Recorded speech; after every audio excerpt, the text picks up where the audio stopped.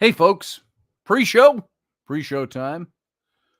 3 minutes and we go live on air. And this is just making sure everything's working and flowing and all of that good stuff. So it looks like that's set and that's set and that's set. So I'm all set. So I got 2 minutes and 40 seconds to blow. How's everybody doing tonight? Good to see you. So here we are. And I'm getting ready to broadcast. Hope you all had a good day today. That everything is going well for you.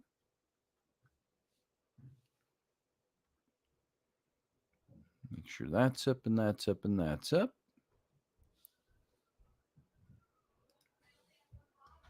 I'm pretty sure that's set. That is. All right. Get rid of that. Go over there. Boom. Hey, everybody. How you doing? This is just the pre-show for those of you who haven't been here before. 3 minutes after the top of the hour, we go live on the radio station. But we're live over here on the YouTube, just getting prepped like we do every day. So welcome to the program. Morgan Snow, good to see you. And Rendell Flegg, good to see you as well. Steph Cuervo Queen. And Grumpy Stack, how you doing, yo, down in Louisiana? Ellie, say hi. Don't stand there and stare. Did you eat my Pringles? Nope. I got my own. And I don't know. Couldn't tell you. I'm not going to talk about this when I'm doing this. This is pre-show for the radio. Bye. Bye.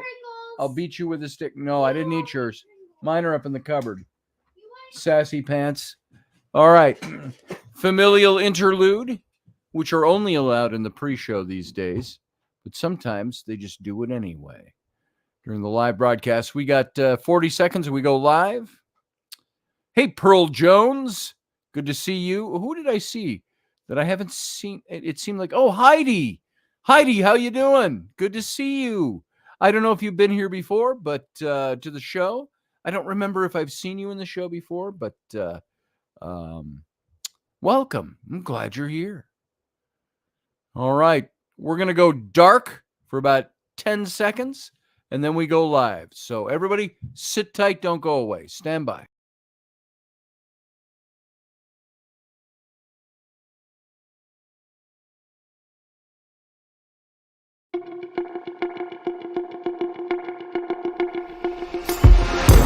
The Intrepid radio program with Scotty Roberts.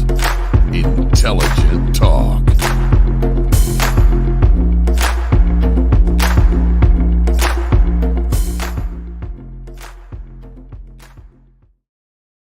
Hey, folks. Happy Monday. Welcome to the program. I'm your host, Scotty Roberts. This here is my show, the Intrepid radio program, right here broadcasting live in audio format only because it's radio over at subspace.radio and odysseyradio.com. We're Subspace Odyssey, as you can tell by the logo down there in the corner.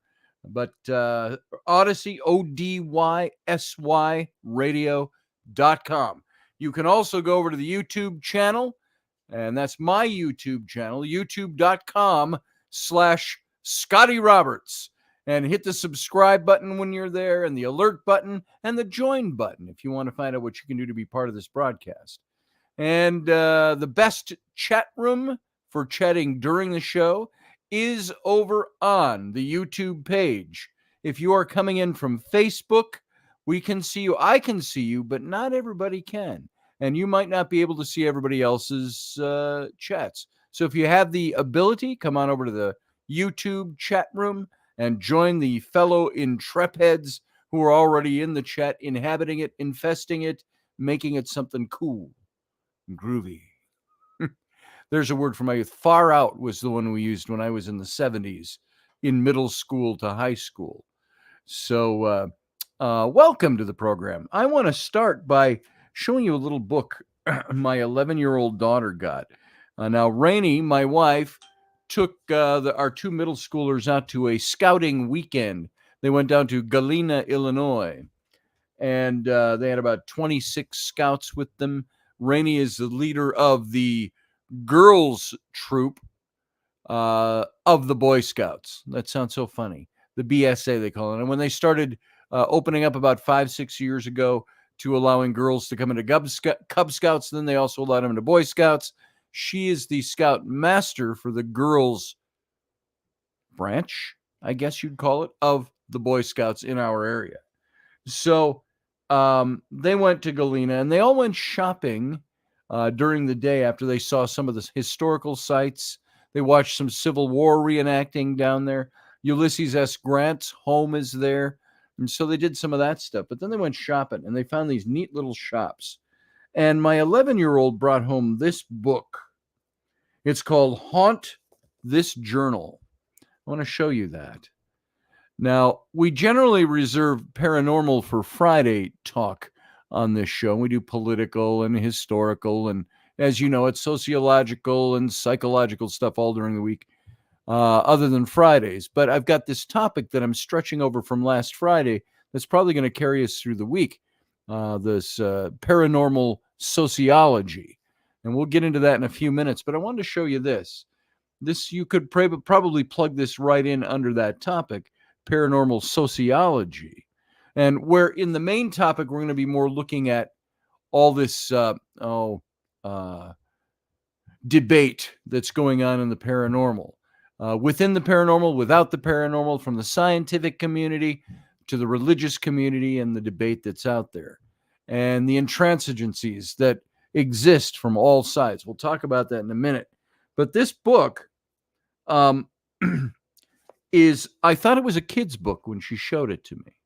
Haunt This Journal, because it looks like this on the inside. It's all these journal pages. I'll show it to those of you who are over on the YouTube page. You can see some of this. And it's, games. And look, it's got a little Ouija board that you can make on your own. Stuff like that. And as I'm looking at this and the way it's laid out, and it's a journal, so you can write your stuff, all of this, I started looking at this book, and it says, what is that?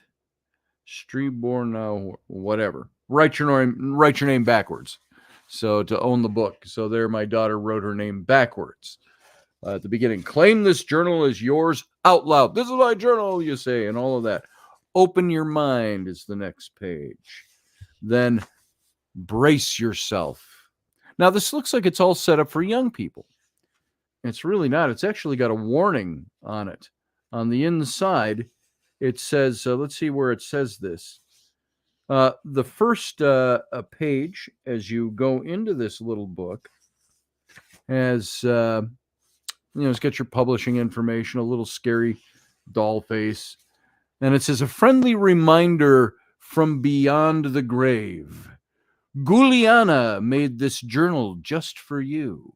Put all of your trust in her. After all, what is the worst that could happen? The spirits she wants you to meet have been anxiously waiting. And that's the opening page. Now, that could be a fun kid's introductory book to paranormal things and all of that. Claim this journal as your own. Write your name backwards and reflect this page in a mirror. It says there. Which she did. Open your mind and brace yourself and light a candle to ask the spirits a question. It's one of the first active pages. Light a candle to ask the spirits questions. A high flame means yes. A low flame means no. Now, what does this little 2-page spread tell you? And there's room to write their notes in it. They say that this book, that kids should be careful, or parents should be careful, or, this might scare some kids and stuff like that. This is stuff that's basic conjuring right here. Light a candle, ask questions of the spirits. A high flame means yes, a low flame means no. Now, scientifically, that might be nothing. It's high and a low flame. Add eyes to these portraits and then scratch them out. That's the next page. So it's one of those, it's an activity page. Then this is the 13th page. Write the number 13 over and over and over, which my daughter did. And play your favorite record backwards. What do you hear? It's asking you. Some of this is very interesting. It's kind of fun and interesting if you want to start learning some basics. Bring this journal into a dark, empty room and ask aloud if you're alone. For an 11-year-old, tell friends to start a story. Tell friends a scary story in a dark room while holding a flashlight up to your face. That's just like campground stuff, campfire stuff. When you notice a light flicker, write down when and where. So this book goes on. It just says, burn this page, is all it says. Then across from it, you are a spirit trapped in this house. Use the ashes to write a message to the outside world. So it's conjuring. Close your eyes and imagine something or someone jumping out at you. What is that? So as I start looking at this, I go, and she was kind of laughing with her friends about it. It's got here, write your own spell. Use your brew. What are you conjuring? What are you conjuring? This is later on. I'm skipping some pages. Make your own altar, it says. Now, this book, by the way, is written a guy named Alan Robert, which is kind of funny. I'm Scott Alan Roberts, but I can't see where it's said in here. Oh, some of the activities. It's on the legal page down here at the bottom. It says some of the activities proposed in this book may not be suitable for unsupervised children. Now, the publisher of this is IDW. I think it's Independent something. IDW, a division of Idea and Design Works. It's put together by witches and people like that. Check under your bed. But the one that really caught my attention when she was showing this to me was this 2-page spread, about 3/4 through the book. What do you got there? You got a Ouija board, and you got a planchette, and it says here, ask the spirit a question by using the board. Use a shot glass as a planchette. So it includes a Ouija board in the book. And what does it say at the beginning? Some children may need to be supervised. So they mean for kids to be able to see it. Smudge sage. This is at the end. Smudge sage over this journal to cleanse it. And so I started looking at that. And she and her friends, Rowan and her friends, were kind of laughing about it. Oh, look at this one. Bring this journal into the woods. What is the wind whispering? That's toward the end of the book as well. So I think when you've got kids that pick up a book like this, earlier in the book, channel your energy into the voodoo doll. Recite the revenge spell. What does the revenge spell say? Pierce the doll and slip your needles in. What was brought down upon me be returned but ×3. Head to toe, skin and nerve, may you get exactly what you deserve. It's a revenge spell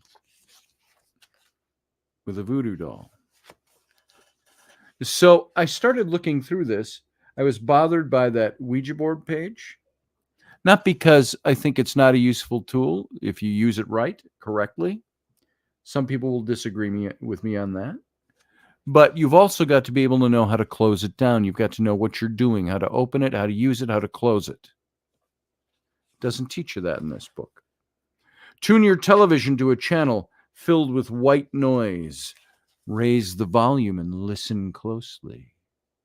And you're supposed to write it down. So when she and her friends were kind of laughing about it, let's see, they've got even tarot in here. Choose a tarot card that suits you. Attach or draw it here. So this is really basic stuff.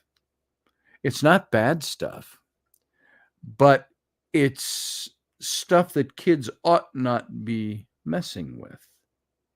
And so I told her and her friends, it says on the back cover, by the way, the back cover says, warning, do as you wish, may it be fun, but what you unleash cannot be undone. There's truth to that. So I told them, look, and they're laughing, and I said, I'm going to have a very, I'm going to have a serious moment with you as we're talking about this little book. I said, this stuff in here is not fake. This is real stuff. I've experienced a lot of this stuff. And I said, you need to be very careful. I said, the Ouija board stuff, I do not want you touching. I said, because what you can do, and I wanted to scare them a little bit. I said, if you open up a door and let something in and you don't know how to close that board down, I said, you could trap that thing here. In your house, this house, it could follow you. And they got kind of wide-eyed. And Rowan said, oh, we aren't going to do the Ouija board thing. I said, don't. And a lot of that stuff, I said, I don't want you doing any of this without talking to me first, or I'll be there with you, or we'll just take and put this up until you're 18. So I wanted to share that with you. It's called, it says a Gore, G-O-R-E, Gorgeous Companion to the best-selling coloring book series. And they have in the back, explore the beauty of the universe, the beauty of horror universe with their different coloring books. And Roan was all excited. Look at all the different coloring books, Dad. That's inside the back cover. And their beauty of horror is their overall title of things. And so this is getting kids to open themselves up to the supernatural, to the paranormal. What do you guys think of that? If you're here in the chat room, let me know what you think. You've probably been saying some things in here that I haven't seen because I've been talking about it here. So I'm going to scroll through just a little bit on this and see what some of your thoughts are. Yeah, your Kat says her grandmother, my great-grandma, and those things haven't been allowed in the house. My grandmother and her would have flipped their lids. Yep. Voodoo dolls, I know about, says Field Guy. You're down in voodoo territory down there outside of Nolans. Steph, whoa, she says. That ain't going to cleanse that journal. No, it's not. You're right, Steph.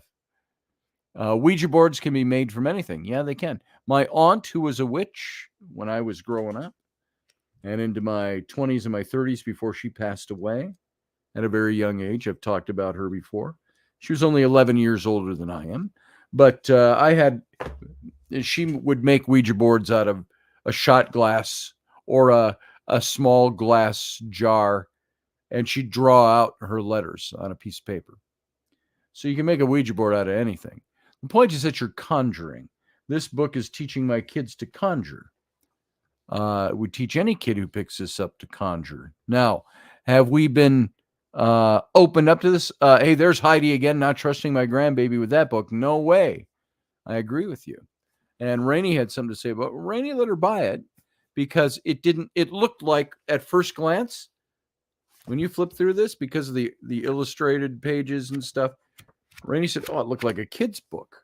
And she didn't think much of it at first. Just a goofy kid's book about horror stuff. And it's a lot deeper than that. And so this is actually a primer to conjuring spirits, to communicating with spirits, to experimenting with things, down to as simple as lighting a candle and saying the high flame means yes, the low flame means no. And you know that stuff works. It's like I've got these right here. I've got my divining rods that John Ward had made for me. These were made in Egypt by a local artisan in Qom, Egypt, one of the little villages there outside of Luxor. And they're made out of cast iron. And they're not loose. You just have to hold them in your hand the right way. And I could use these, and I would say, they would cross to say yes, and they would part to say no, or they'd stay straight if it was neutral. And John would use these to map out underground ruins. He'd say, all right, guys, he'd say, and John would teach dowsing class. He learned from somebody who's pretty renowned in that field, which I don't know his name off the top of my head. But he'd say, I want you to map out where this ruin is underneath the ground here. And he'd walk, and when he'd hit where the wall was supposed to be, they parted like this to show the wall. And then he'd say, okay, take me to the corner. And they'd go to the corner, and then one would turn in. And he's at the corner. And so he'd trace the corner, a door, a window, and things like that. And he used those. And we used these once, John and I, doing some paranormal investigating, some ghost hunting. And he said, I've never seen it do that before. It's where we were sitting and John was holding his set of rods and he was asking questions and they would cross for a yes and part for a no. And I started asking it questions. I said, John, ask it this. And then it would start answering right away. John said, he says, it's extraordinary. I've never seen that do that before. You're asking the questions, not me, and it's answering. And so I've asked things with this. I've asked it to help me locate things. Hey, do you know where I lost a big bag of sand that I had taken from Senenmut's, the outside of Senenmut's tomb in Egypt, and also different places that had little bags stacked in the big Ziploc bag, and I couldn't find it anywhere. And I asked the rods, I said, could you show me where that bag is? And they would turn. And they'd point that way. So I'd follow, and then I'd go to a place and it would part or it would cross. I would walk toward my daughter and I'd say, will you show me when this passes over here? Let's see if I can even demonstrate very quickly. This isn't our main topic tonight, obviously, but I'm going to show this to you. If this works tonight, and I'm not holding them right, but I'd say, can you, here, I'll stand up. I would ask, could you cross when I pass over the microphone? Well, see, now look, and I didn't do anything there. They crossed just like that. And I say, thank you, whoever's governing that. Let's do it again. I'm pointing these straight ahead, and I'd say, show me where the microphone is. And they cross right over the microphone. Or a book, or a person. I did that. I said, I walked toward my daughter over her head, and I said, when I pass over her head, will you cross? And they crossed over her head. So this is all, I only brought that up to say, you can use rods, you can use candles, you can use anything. You're conjuring something is working through you, something's communicating with you. So now I'm going to segue this and talk about this book. Let me know your thoughts on what you think about this. And if you want to know what this is, if you want to get one of these, I'll give you all the information. Just write me, message me, or I'll show you more about it another time. But the segue is to get into this conversation about paranormal sociology. And that would be the argument or the debate or the discussion, the dialogue about the pros and cons. Is it real? Is it fake? Science versus faith or religion or spirituality versus skepticism and things like that. And so we started talking about this last Friday. And I want to be able to jump into this again with you and talk about this a little bit more. And I want to I can't really pick it up where we left off so I'm just going to have to recap a little bit about where we were. Let me find my notes here where we left off. I tried to mark it, but we left off in a really interesting place. Hold on. I got to redo this. I'm filling my screen with all my notes about things. It's not what I wanted to do. Hang on. Let's get out of this. I have to go back to. All right, hang on, folks. Not a technical glitch, just my own glitch here. I got to get back to where I was on my page because this is doing something wonky to my page. There we go. All right. So let me open this back up. I had to shut that down. Let's see. Where did I put it? Bear with me. That's it. Hold on. That's odd. See, I've just lost my place. I'm just going to start talking through it while I find it. Last night we were talking about these differences, these intransigencies. But what I mean by intransigency is it's that stuff where somebody is so locked into their particular social bubble that there is no convincing them otherwise, and they will never find a way to find any kind of common ground to agree. You've got people that will, for some reason, this just wants to keep going to a full page, and I'm not sure why. And it's filling my whole screen, and I can't see the show or anything I'm doing. So bear with me while I make this work. So the debate rages on about all this stuff. This book I just told you about, the divining rods I just told you about, is that all stuff that is real? Many of us believe it is. But you're going to have the other side that's going to tell you, no, you're making that. It's your own kinetic energy or whatever it might be. And I would be one to say, no, I think that there is a little more to it than that. I think that there is, it's not just kinetic energy. I believe it's spiritual energy. And I could get into a debate with somebody over this stuff. And they're going to debate me, and everybody's going to hold to their position. And the sociology about, there's a political side of this.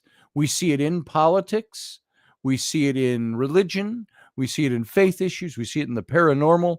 And that is the this whole idea that there, I finally found my notes where I left them.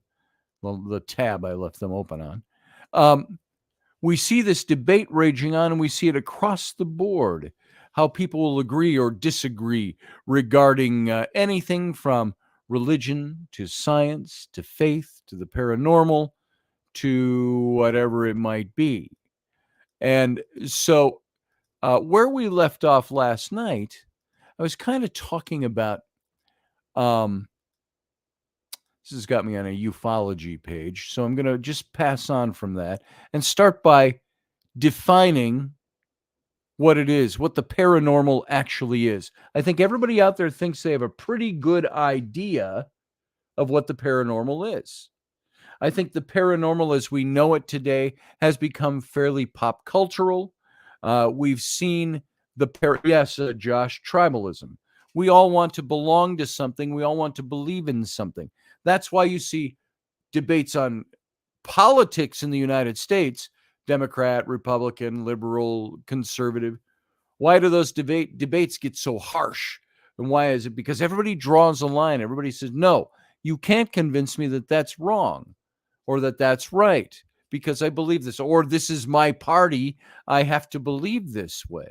We see that. So we see it in political ideology. I might say to you, the current sitting president is not good for the office. He shouldn't be there. I'm watering it down just for sake of an open conversation here. And you might say, well, I think the people behind him are a good thing to have. We're not voting for him. We're voting for the administration or the cabal that's behind him that's running the country right now. And I might say that's not who the president is supposed to be. And we might disagree and bat heads and knock walls. And so, you get it in, Matthew, you get it in all kinds of things, transgender, LGBTQ, race discussions, etc. Yeah, it's across the board. Everybody draws their line in the sand, and the same with the paranormal. But let's start by defining the paranormal a little better than maybe you have ever defined it yourself. And so what people commonly term paranormal is intrinsically a Western term, meaning Western culture. And it's an ontological category. It's the substance of the term rests in its contrast to what is designated as normal. And it needs to be kept in mind that paranormal designated as paranormal, or phenomena designated as paranormal, I got to put on my glasses to read my own notes because of my eyes. Phenomena that refers the concept of objects, not to objects in and of themselves. So this is a useful insight to apply to our own understanding of paranormal phenomena, and that paranormal objects may not intrinsically be unusual or on a Ouija board. It's a physical piece of board with numbers or letters printed on it. It's not in and of itself something, it's what you do with it, the phenomena you create out of it. And so those objects may not be intrinsically unusual, odd, bad, good, weird, wicked, if indeed they exist in a form resembling what they're claimed to. And that's something that most proponents of the paranormal ideas are only too happy to concede to. I concede to that. The term paranormal is merely a relative concept. All right, when we're talking about paranormal, something that is outside the realm of the normal. Para, outside. And so the term, or encircling the outside. So the term seems to have gained a lot of popularity in the late 1930s, the early 1940s, and it supersedes another term. Supernormal phenomena was the original, kind of the original term, which was popular with psychic researchers in the 20s. And what we're going to get to at some point down the road here with this whole idea that we're covering here on sociology and the paranormal is the notion of a category of phenomena or ideas concerning such phenomena that lie outside what is considered acceptable, what is considered normal, what is considered the kind of knowledge that would be normal out there. Going to the dentist, driving your car, mowing your grass, shopping, all of that stuff, the normal stuff of life. And especially in Western culture. So now, in contrast, many non-Western countries, such as, think of Brazil and India, the paranormal category is generally indistinguishable from mystical, spiritual, and traditional folk magical beliefs. And this lack of distinction has facilitated the acceptance of paranormal-related ideas in those countries without the stigma frequently attached to such beliefs in the West, where predominantly scientific paradigms have largely invalidated and Christian paradigms have largely condemned such ideas. It's like the stories I've told in the past in other topics like this that we've talked about. I remember when I was in the church and I was in seminary, I was a youth pastor. And we had somebody come to our church from an organization called Baptist Mid Missions. And they were a mission board that would send out missionaries around the world. They were kind of the administrative board.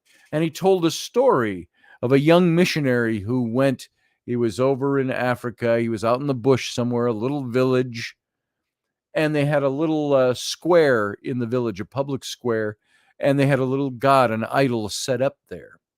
And people would every day stop by and they'd drop little offerings of food, rarely coins because they weren't well-to-do. They didn't have much money to work with, cigarettes, crops, things like that. And this young missionary went out with his Bible in his hand, and he went out and he stood on that square where all these offerings were, and he kicked all these offerings around. He's preaching God. This is all false idols. This is the stuff of Satan, and he kicks it around, and he kicked over the idol. Now, as the story goes, we don't know if this is exactly the cause, but the next morning, and he woke up and the foot that he kicked the idol with was infected with something. And that infection wouldn't get better, and as the days dragged by, it ran all the way up his leg. Finally, they had to ship him back to the States for medical attention. And if I'm not mistaken, I believe he lost his leg from the knee down. Now, can you over-spiritualize that and say it was obviously the spirits that he was mocking and taunting? Could it have been something completely different because he's a Westerner out in the bush in Africa? So the warning that the guy from the administrator of Baptist Mid-Missions was telling us is, when you go out into these other countries as missionaries and so on, he says you have to respect the fact that they have belief systems. Now, he was pushing Christianity, obviously, as a missionary. But he said you've got to be very careful because these are real entities that exist. And he says, and of course he was going off we're not battling against flesh and blood, but against principalities and powers of the air, as the New Testament verse would say. So I bring that up to say, in defining the paranormal, in the West, we have one look at it, and in the non-Western countries, we have a very different look at what those things are like. And this lack of distinction between, in the paranormal category, you've got the generally indistinguishable from magic, spiritual, traditional folk magical beliefs, all of that. And this lack of distinction has facilitated the acceptance of paranormal related ideas in all of those other countries without the stigma frequently attached to such beliefs in the West. And where it's really the dominant scientific paradigms have largely invalidated, Christians have condemned, and so on. And so in Western terms, the paranormal can be understood as a category that denotes this wide range of alleged phenomena judged to be unexplained or inexplicable in terms of normal, quote unquote, you see me doing my air quotes, scientific understanding. And this categorization relies heavily on the notion of what's considered to be normal. What's normal to me might not be normal to you. It's like if I was to go political, what were they talking about 2 and 3 years ago? This is going to be the new normal because of COVID. And I say, and I rejected that. No, that's the temporary normal, I said. We'll go back to normal when this is over, which we see a lot of happening, by the way. Set that aside. That's not what I'm talking about. And so the categorization relies heavily on the notion of what's considered normal, which is a very subjective term, which itself is very arbitrary judgment. It leaves the definition of what qualifies as paranormal open to a wide variety of interpretations and opinions. For example, you've got ex-parapsychologist Susan Blackmore said you can't define the paranormal. No one has come up with an adequate definition of the paranormal. She said that back in 96. So while Blackmore prefers this fairly narrow paraphysical definition, namely something that violates really fundamental physical principles, she admits that this is purely her own working definition. Something that violates really fundamental physical principles. So in their examination of the concepts of the occult, Colin Campbell and Shirley McIver, way back in the 80s, warned against purely negative definitions of the paranormal, pointing out that there are many ideals that fall outside the realm of mainstream science that would not be considered by most people to be occult at all. Instead, Campbell and McIver prefer a more substantive definition that places the emphasis on certain features of occult ideas, such as their magical or their spiritual qualities. And the same argument could be applied to definitions of the paranormal. However, it's difficult to define a shared quality that links together the myriad of alleged phenomena that come to be labeled as paranormal. And I only say alleged because I'm trying to get above the discussion and look back in, I've always said to understand something better, you got to step outside the box and look back in. When I was writing my books on the Nephilim and the reptilians and the Exodus, I said, I was consulting with my old pastor friend, John Larson, Parson Larson, I called him. And he said, well, what's the basis for how you're looking at these things? I said, I put it all in a box, a metaphoric box, but I have to step outside that box and look back in So I'm not governed by my bias. So I'm not governed by my faith in God. So I'm not governed by my belief in science. So I'm not governed by my acceptance of magic or those other things. I've got to wipe those all clean and look back in as I'm trying to define something or piece it together for myself. So there are problems in treating with any category as possessing certain intrinsic substantive qualities, as it fails to consider the variable ways in which the category might be defined. Like I look at a Ouija board. Some of you might go, I don't touch those things. Those are pure. I had somebody say those are pure evil. Burn it. I've had others say, like Rosemary Ellen Guiley. She was the first one I heard say this 20 years ago. She said something like, a Ouija board is just a tool. It's an inanimate object. It's what you do with it and whether or not you know how to open it and close it and how to act with it so it doesn't affect anybody else.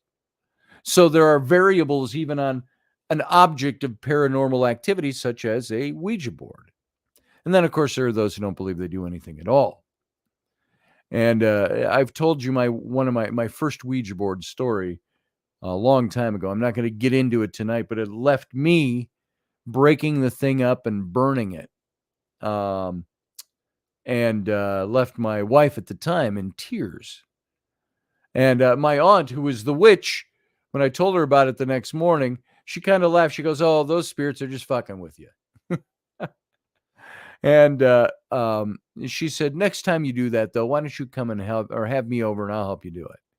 So what's more important is that we understand the way that participants in the paranormal debate how they debate themselves. And that's kind of I use that word twice, but you'll have to forgive me for that. Those in the paranormal discussions, how they debate themselves, and how they understand the categories, as this is going to indicate the way the discourses have defined the term and placed it within a particular truth regime. So, in its narrower usage, the paranormal category refers to phenomena beyond the laws of currently understood physics, sometimes referred to as paraphysical phenomena or PSI. And it includes subjects such as extrasensory perception, ESP, which you hardly hear that term used anymore, don't you? Everybody says psychic or mediumship or intuitive properties, telepathy, mediumship, communication with the dead, psychokinesis, affecting objects from a distance. Grumpy Stack, your pants are falling now because I'm telekinetic. I used to say I'm telepathetic. So there you go. But these subjects don't necessarily have a clear paraphysical component, such as ufology or cryptozoology or cryptoarchaeology, the study of ancient mysteries, which I love. And they've tended to be excluded from this somewhat narrow category of the paranormal. And they don't necessarily violate, as Blackstone puts it, fundamental physical principles. The Loch Ness Monster, the Bigfoot, the Sasquatch, the Jinn, which I believe I have encountered. And I say that very lightly because of my belief in them. That all of these things are postulated to be creatures like others that roam or have roamed the earth, aliens from outer space. They're supposedly beings that have evolved on other planets. The lost city of Atlantis is believed to represent a civilization much like other great ancient cities on the earth, except that it's believed to have existed in a much earlier era. And, you only got guys like Plato that wrote about it. I mean, gosh, that's fake. Well, we like Plato on everything else except Atlantis. It must have been allegorical, people will say. And so these ideas may question established notions of history, of taxonomy, but they do not question basic principles of physics like the spirit realm does. And in the last few decades, the term paranormal has really been employed in a much broader sense. When parapsychologists use the term paranormal, they intend for it a considerably narrower scope than do the skeptics and much of the media in general and public, for whom the paranormal is sometimes synonymous with the occult and Satan, follow me, or the supernatural.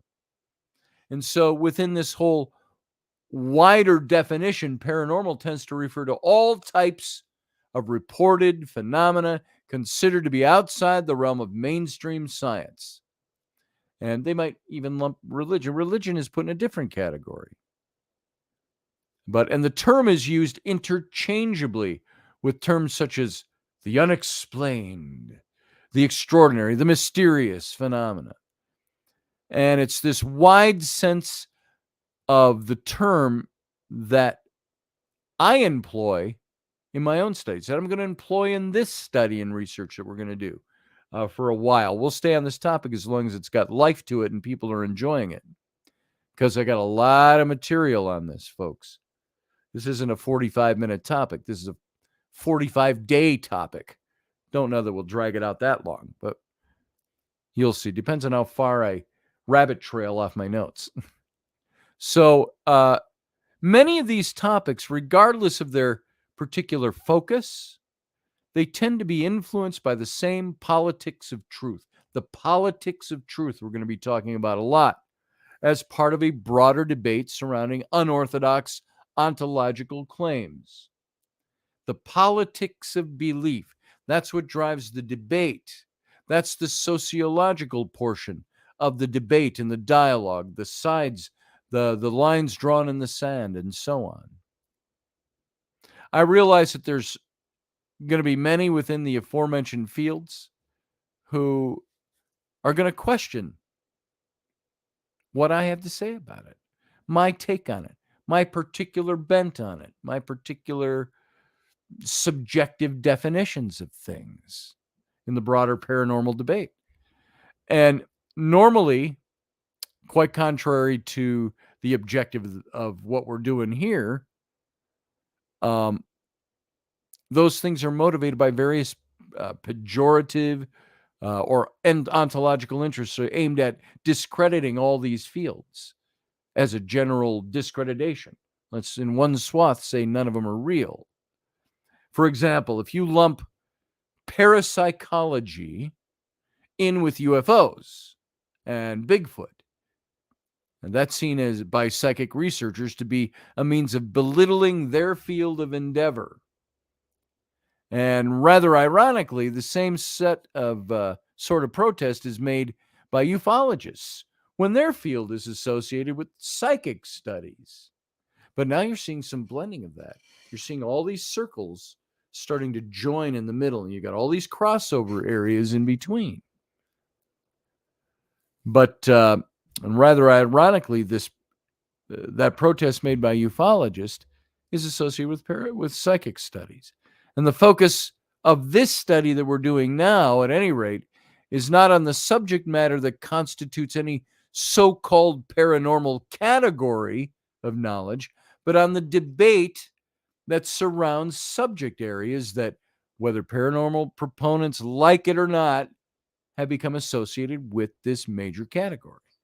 And so it's the very indeterminate nature of the paranormal category and the politics of its application that's of interest to me here in this particular study we're going to do.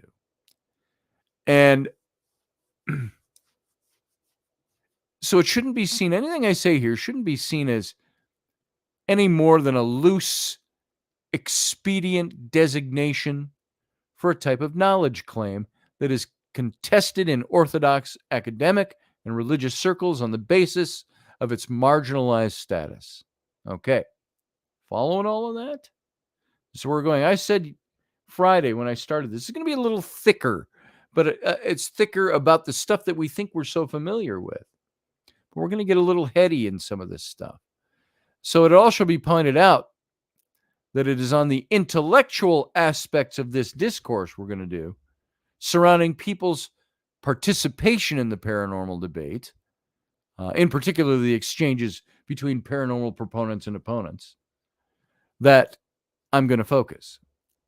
Participants' intellectual involvement can be usefully contrasted with experiential or performative forms of involvement, including participation in various occult practices, paranormal research practices, and so on. And occult practices concern attempts by participants to gain access to or to seek control of occult or paranor forces. And by occult, by the way, quick definition while we're taking all this to define the paranormal. Occult just means it's unknown knowledge. And so occult practices include witchcraft, sorcery, paganism, which we've talked about a lot on this show, mediation, mediumship, channeling. And some of the ritual aspects of occult practice have been studied by all kinds of anthropologists throughout the last several decades. The focus that we have here is on the intellectual mode of involvement. And the emphasis on such forms of participation is deliberate on my part, for they really reveal the truths that guide paranormal-related thinking and behavior and the political contestations that surround those truths. This is not to say that rituals and other spiritual religious type of practices do not also express truths and political orientations, but rather they often do so in a much more symbolic, subtle manner that's not readily discernible to the analyst and require really a more speculative, interpretive approach to those things.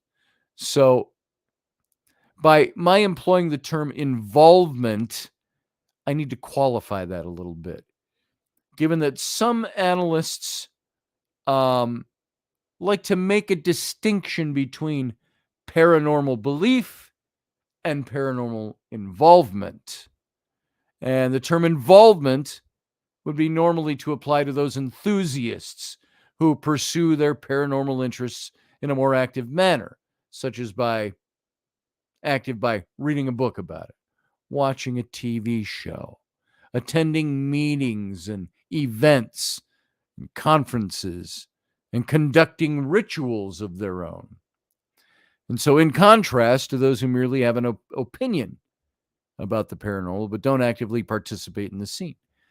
But I found that even those whose paranormal interests stop at merely having an opinion about the subject are, through the formative expression, the defense of that opinion, even to themselves in their own minds, actively involved in the paranormal debate. That puts them into the debate.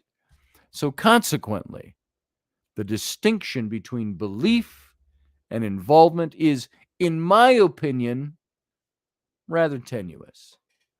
You can believe in something and you can have involvement in it. They aren't really all that different. And the participants that of all of these areas that we've covered here are those who are actively engaged in publicly promoting and defending their views at venues such as society meetings, conferences, internet discussion groups, and so on and so on and so on. And these are the participants who might be described as hardcore and whose belief positions are more enduring, they're more resolute, and consequently, they're those who tend to be most political in their involvement, and maybe the more intransigent peoples within those groups, because they are the people that cannot be convinced otherwise and don't want to be convinced otherwise, don't need to agree to disagree. All right. Now, on the radio show, by the way, folks, we're running out of time. We got about 3.5 minutes left on the radio, and then we're going to go into the captain's cabin. We're going to stay live over on the YouTube page. So you can come and join us there when we're done. But the belief of people in such phenomena is not, of course, the focus of what I'm talking about. I'm not going to be talking so much about their belief. Sociologist Eric Good devoted a whole study to the sociological basis of paranormal beliefs. And there's no attempt on my part to replicate any of that examination work that he did.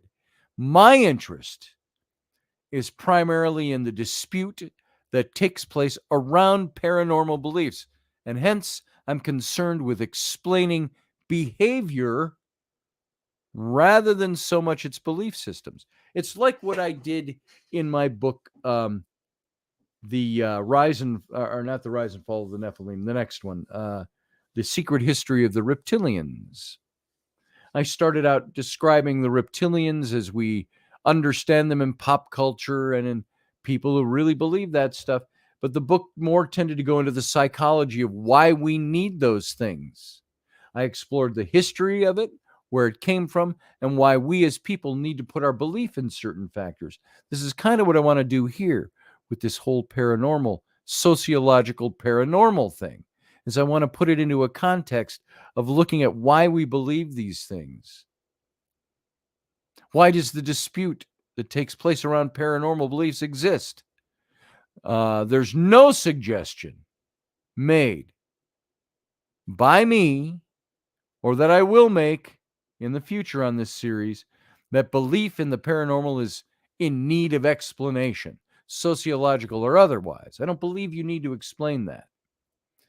Insofar as belief systems are addressed, like the way I've done it tonight, I'm going to address them all the time and address them. But they're done so only as a means for understanding interaction between all the enthusiasts, as belief and practice are closely intertwined in all humans and all human endeavors.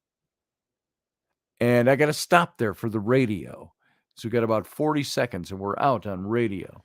So all of those of you listening over on the radio stations, thanks for listening. We're going to get out of here. You can join us over in the chat room for the captain's cabin.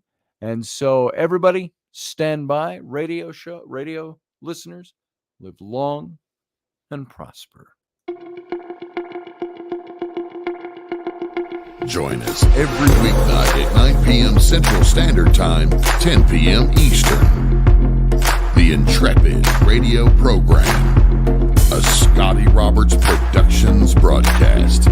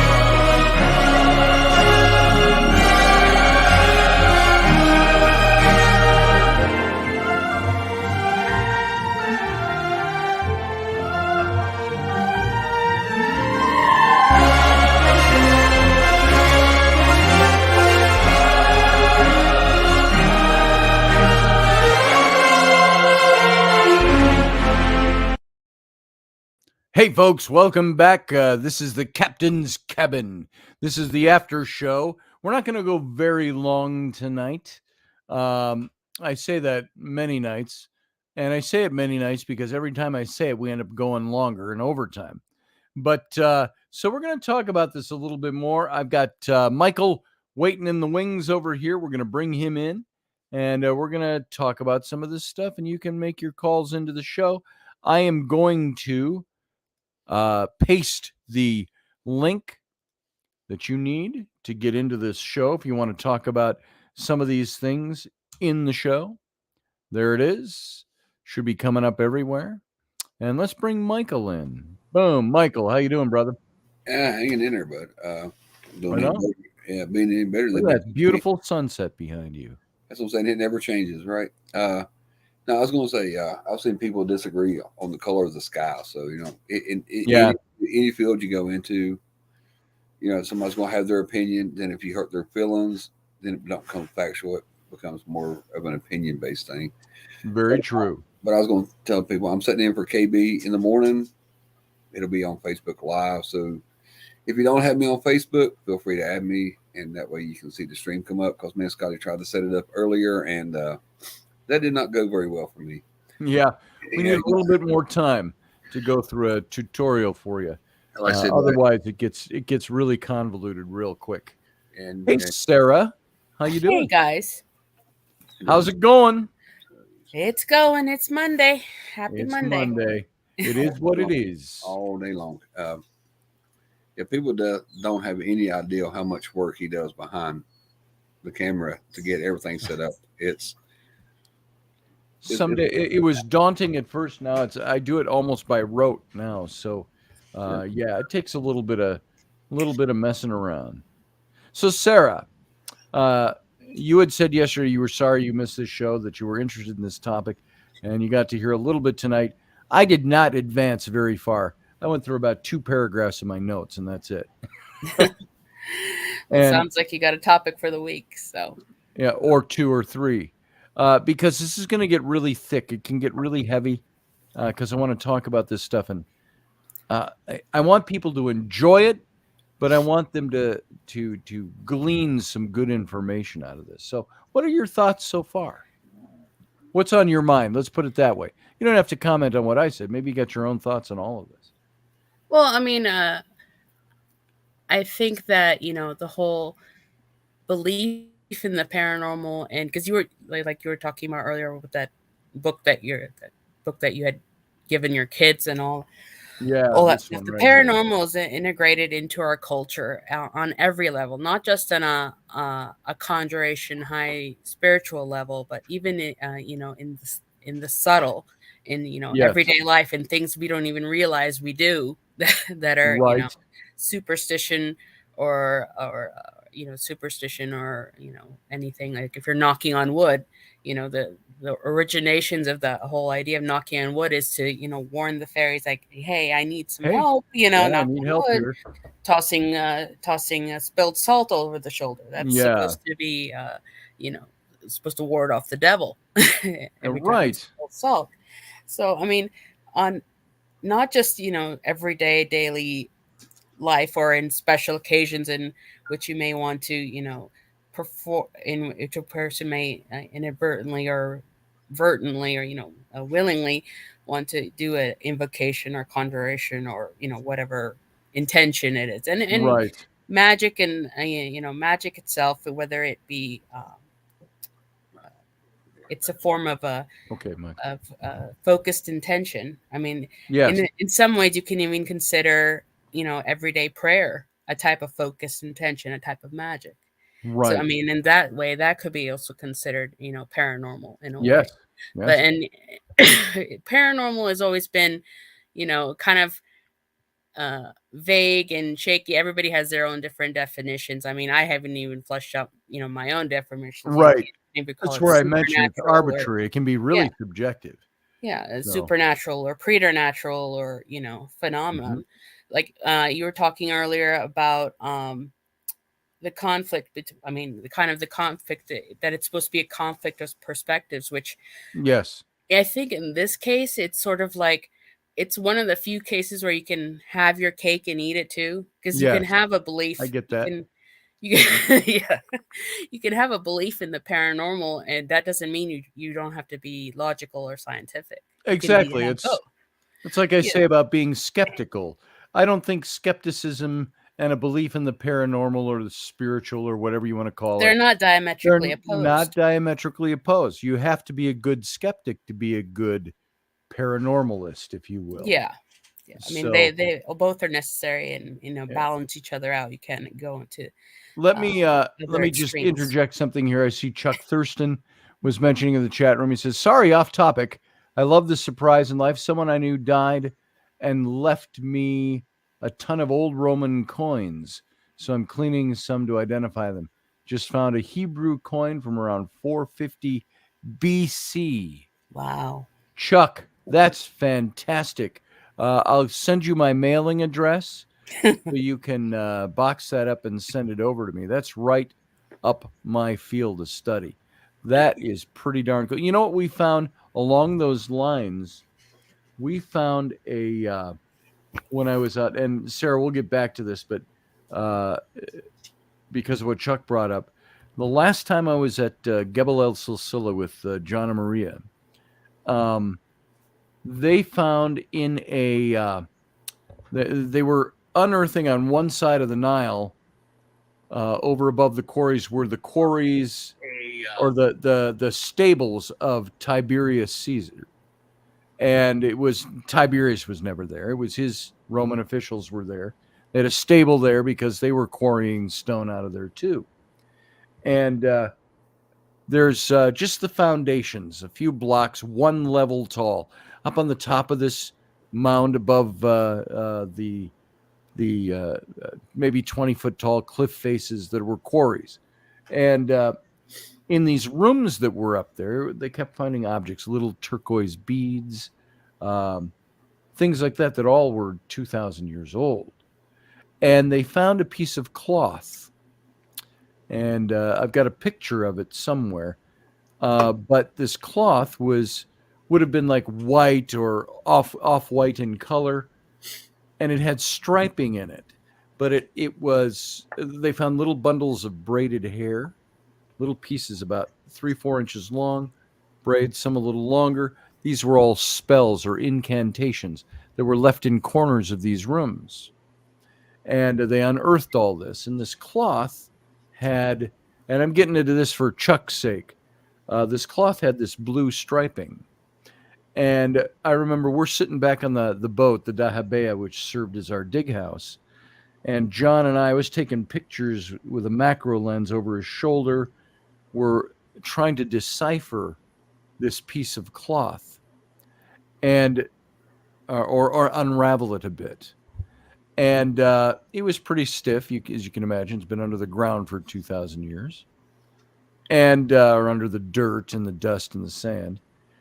But one thing we could tell, and I was able to blow it up on camera where you could see the fibers really close up, that what looked almost black was actually an indigo stripe running through it. And at the time that this building dated to, now of course you have to figure this could have been thrown there any time during antiquity, over hundreds of years, but it dated with the other items they found in there to that period of Tiberius's stables there. And if this indeed dated back to that time, in that time, and Chuck, you'll like this, indigo was a color that you could only get in one place for dye at that period of time, and that was Judea, Israel. What would be Israel? What was Israel? And so, Chuck, you found a Hebrew coin, Roman coin dating back to 450 BC. That's intriguing because we looked at that piece of cloth and knew that it was from the period of time that was of Tiberius Caesar, but it was using a dye that only the Hebrews made, if you will. And so that was dye that was imported to Egypt or to somebody in Rome who brought that fabric with them. And it was probably the size of a handkerchief. It was just all coiled up and there was a spell inside or an incantation. It was all bound up. So it was very interesting stuff. But there you go, Chuck. That was for you. So um, What, you could incorporate some of these paranormal beliefs, by the way. uh, Oh, go ahead, Michael. what do you call that? Forensic archaeology or something another, when you go back through and you look at the microscopes and stuff like that. Because I seen a thing today where they had a pilot from World War II that had they found him under an ice cap in the Sierra Nevadas, and they had Yeah. used and he had, well, it was 1942 coins, but they was able to track down what plane that he had like fell out of or parachuted out before Yeah. the Air Force become the Air Force. But that would be more like forensic archaeology when you start trying to Okay. for with the microscopes and stuff like that. When it, Yes. you know, archaeology is more your wheelhouse. I like history, but I don't dig around through it like you do. That was fun. I'm not an archaeologist, so there were certain things I couldn't do, but John was there and he let me do certain things, and Yeah. you know, I dug some things, and he loved the way I was digging a trench. I dug a big hole straight down, laying on my belly face down, and I dug arm deep at a place where I was, and he goes, "Well, Scotty, that's a very interesting trench you're digging there." He says, "I wanted it a bit more oblong and more shallow." And so, you know, I learned things along the way, but, you know, it's all interesting stuff. Yeah, So, Sarah, yeah. you were saying, you get back to what you were talking about. Well, I mean, I lost that rabbit trail. Oh, sorry. But it's interesting how, you know, the paranormal also evolves along with our culture. I mean, even Hmm. for that particular time period that you were just mentioning earlier, you know, Yeah. that is in Canaanite culture, you know, the descendants of El, the Rephaim, you know, Yes. they're finding curses and on sarcophagi from coming from there in Egypt or Mhm. you know, the pre-Canaanite, not pre-Canaanite, but I mean the Canaanite kings. And I mean the paranormal has always been integrated with you know, traditional cultures. I mean, even in most religions, I mean, every religion has its own form of mysticism at this point. Yes. You know, I mean, the Abrahamic ones do, and you know, some you know, Hinduism, other others outside of culture, they Yes. have their own, you know, derivations and forms of mysticism. Said, oh, we're going to look at how these letters are put together in a page, and you know, see if we can find esoteric knowledge. You know, all of that sort of be pre-derived from, you know, I guess it would be older than the Book of Enoch, right? I mean, before the Yes. Nephilim, because you know, one of the origin stories of magic is that that esoteric knowledge came from, you know, the fallen angels, the Nephilim, when they were trying to, you know, get it on with women. But you know, Right. as far as that, Getting on. Bow, chicka, bum, bow. real mature.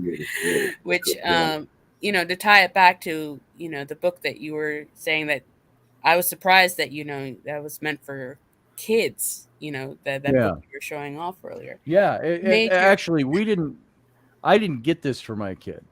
Neither did Rainey. She got it. She bought it for her, but without really, because it was a shop. It was like a metaphysical shop. Sure, you can get that book. Put it on the counter. And when you start looking at it, you go, wait, there's a little more to this than just, it's not really a kid's book, although it's meant for kids to be able to take a look at.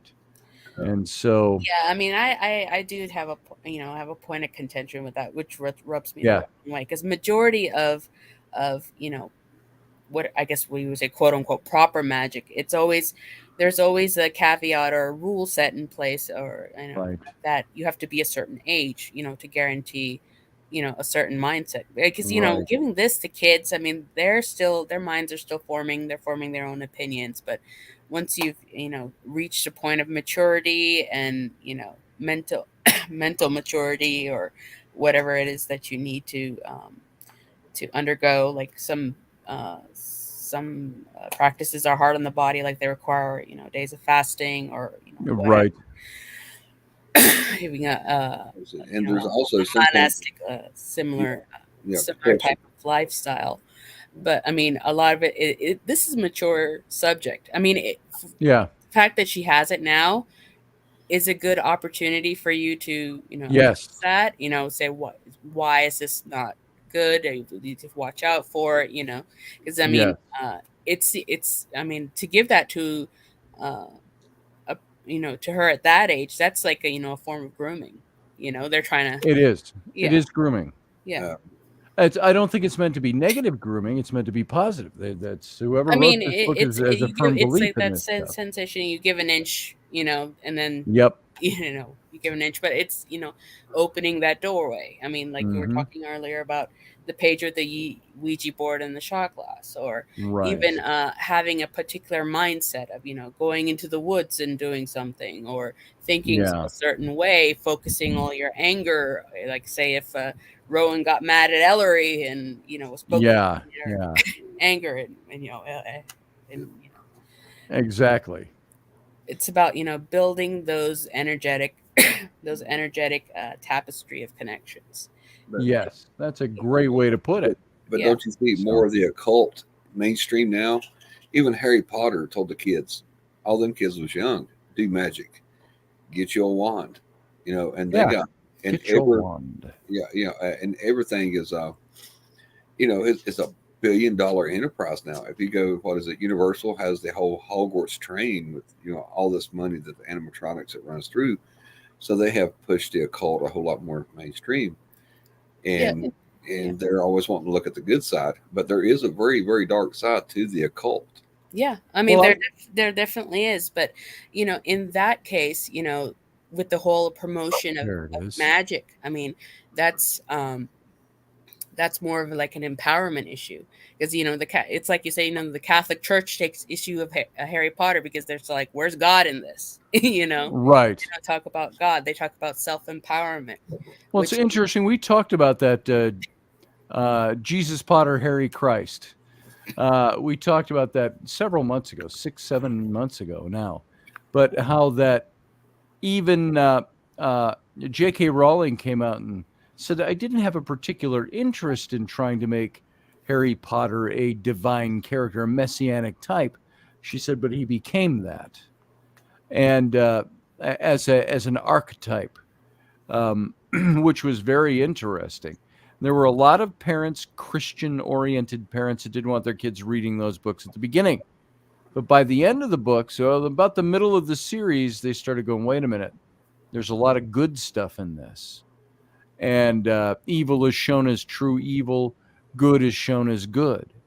So, hey, I want to, since I talked about it with Chuck, I'm veering off a little bit and back onto this topic. I'm going to share my screen because I want to show you guys all something. All right. While you're doing that, I'll let the dog back in. All right. I'm going to share my screen. And I'll keep talking.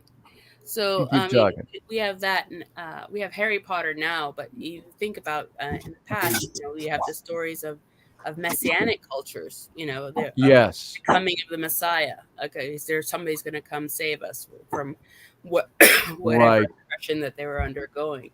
I mean, to me, it seems like that's just taking a more modern form as far as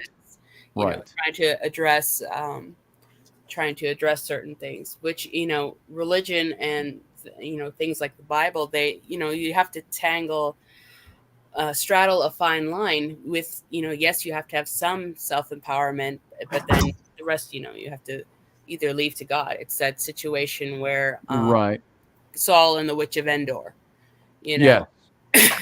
Saul and the Witch of Endor, he was relying on Samuel for everything, because he knew whatever Samuel told him would work. But even when Samuel was taken, died and was taken away from him, he was relying more on Samuel than he was on God itself, which is why a lot of people have take issue with divination, or and the tools involved, like the Ouija board or rods, or and all that. But here, I'm gonna show a couple of pictures off here. These are really hazy because I took them with a telephoto lens from across the Nile. Their site spans both sides of the Nile, but this mound you see right here in the middle, this on the other side there's quarry walls here, a narrow, not a valley, but passageway back in there, and that's where the stables all were on the other side of this. But what you see on the top of this mound here, and there's a lot of dust in the air. You see people standing here. They're digging up the foundations of that building. This is where we found that that piece of cloth. And I know I have better pictures that are cleaner than that of that area. Let me just see if maybe they're earlier. But that's the mound. That was here they are. Yeah, it's all of these. So this is the area right here that is the stables of Tiberius, right here where we were all working. This is in all of that rubble and stone and sand and dust. That is a turquoise bead that's about 2,000 years old that John found in them. That's John's hand there. While we're digging through all of this stuff.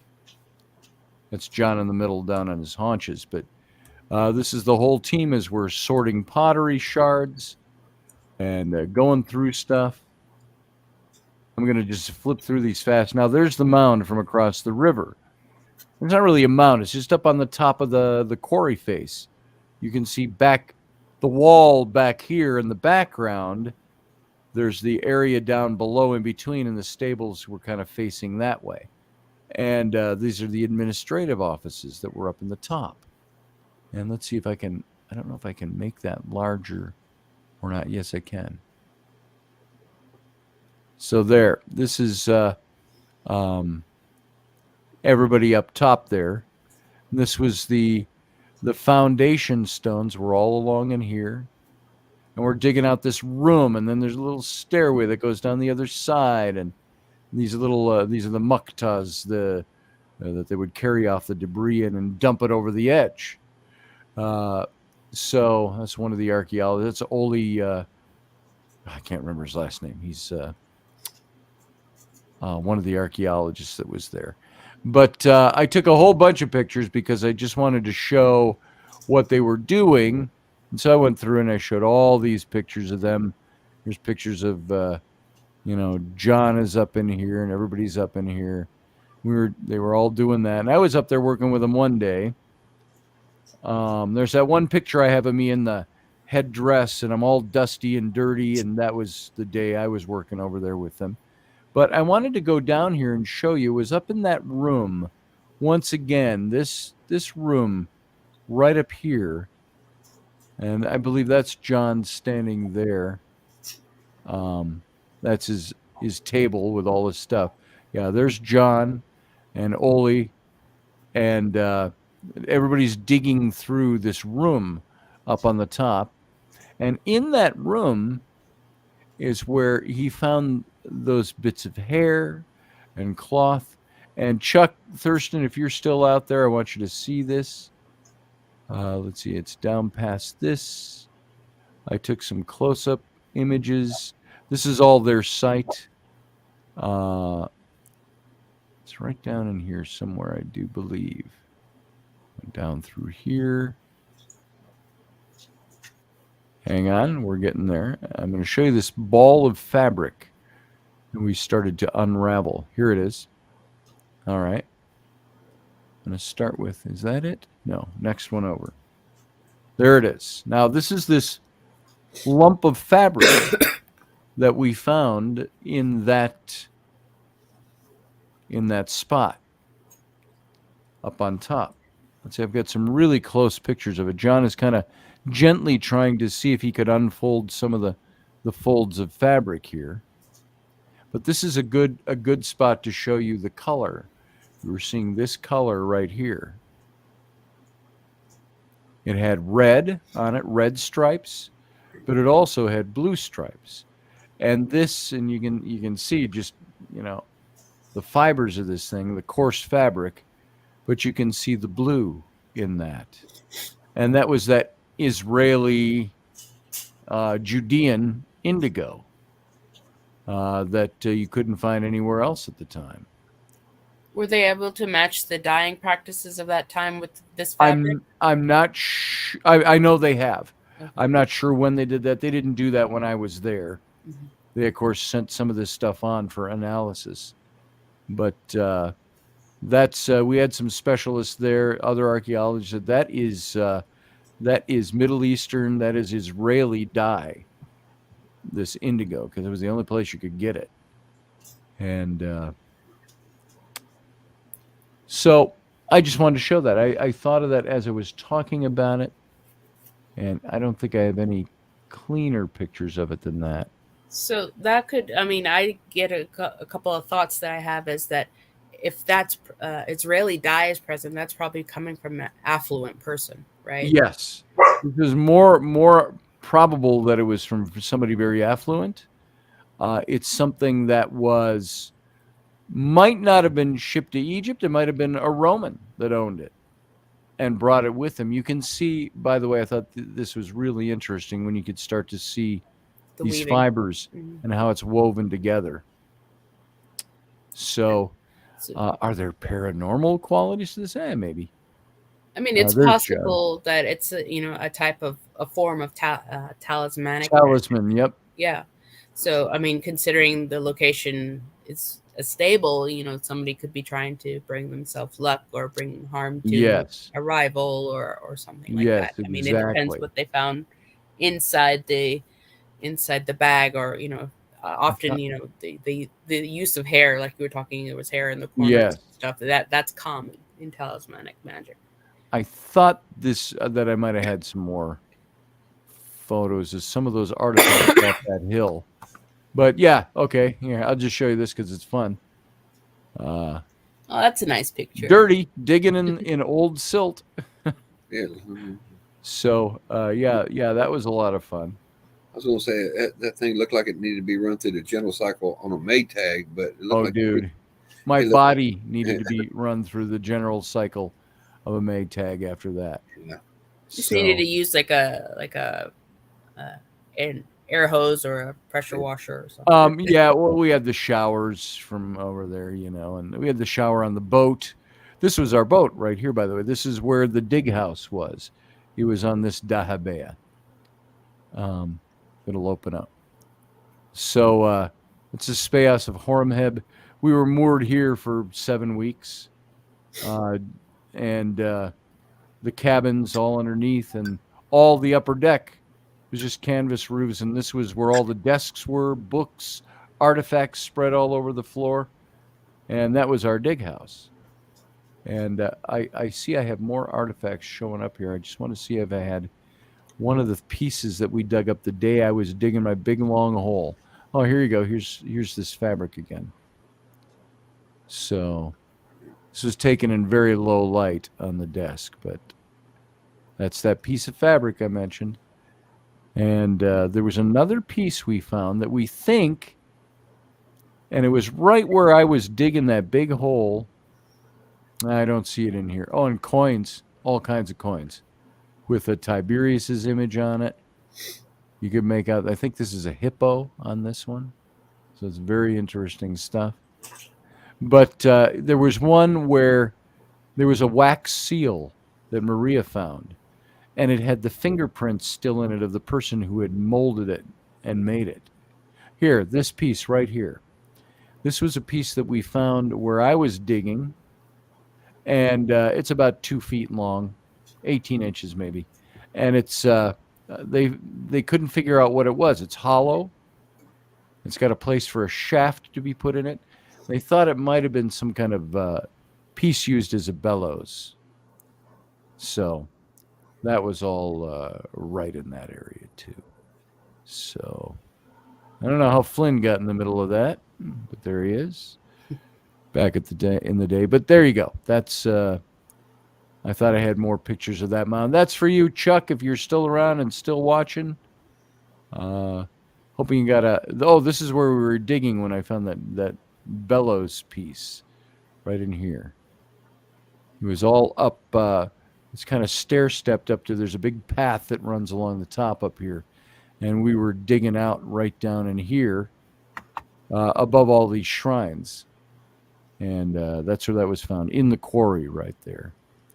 So right down in these areas. We brushed that. This was all one big sandy hill. In the morning, it was this by the afternoon.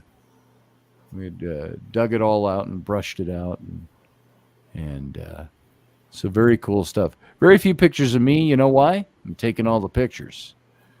So, but I thought there was something more interesting with that piece of fabric. And this is all that same trip. Yeah, this is where we are doing this. We're right down in here. And I dug, that might be my hole for all I know. Or I was up one layer, but that's where we found that bellows. It was laying right in here, like in the stairs. But this was all just like, it looked just like this stuff back here in the background when we started in the morning. And then we cleared it all out. And this is all quarried stone, the stair stepping. So very interesting stuff.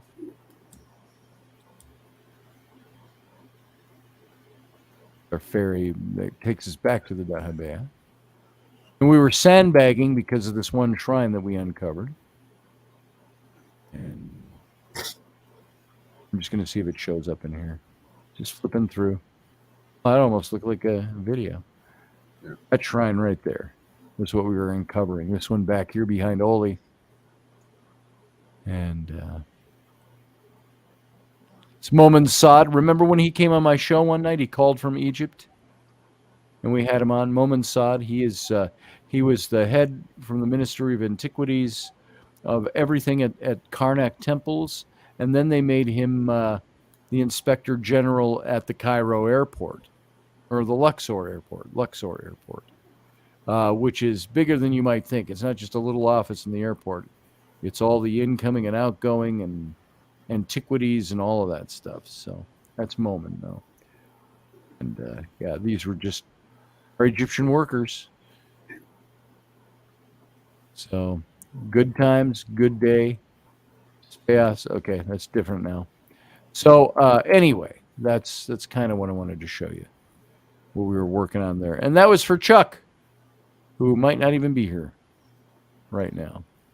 So that's all. Chuck's still here. He said he had tons of cool stuff. I love ancient things. Got tons of Indian airheads I found over the years. It is full of them. Some that are nice. Let me stop my screen. There we go. Thanks, Val. I got her to share the link that I put up on my Facebook so people could find me in the morning sitting in for KB. Right on.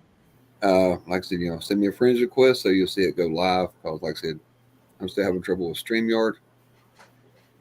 It's a little more difficult to set up than what I thought. I thought I could breeze through it, but I later found out that is not the case. Yeah. Thanks, Barbie D. But like I said, that's like I was telling Scotty. After you visit the Middle East, you find sand in places you never thought you had sand. Oh my God, yeah. Oh yeah. Yeah. And if you stay there long enough, you end up having sinus trouble. It's the beach without the benefit of the ocean. Yes. Pretty much. It was a beach party. All right. Yeah.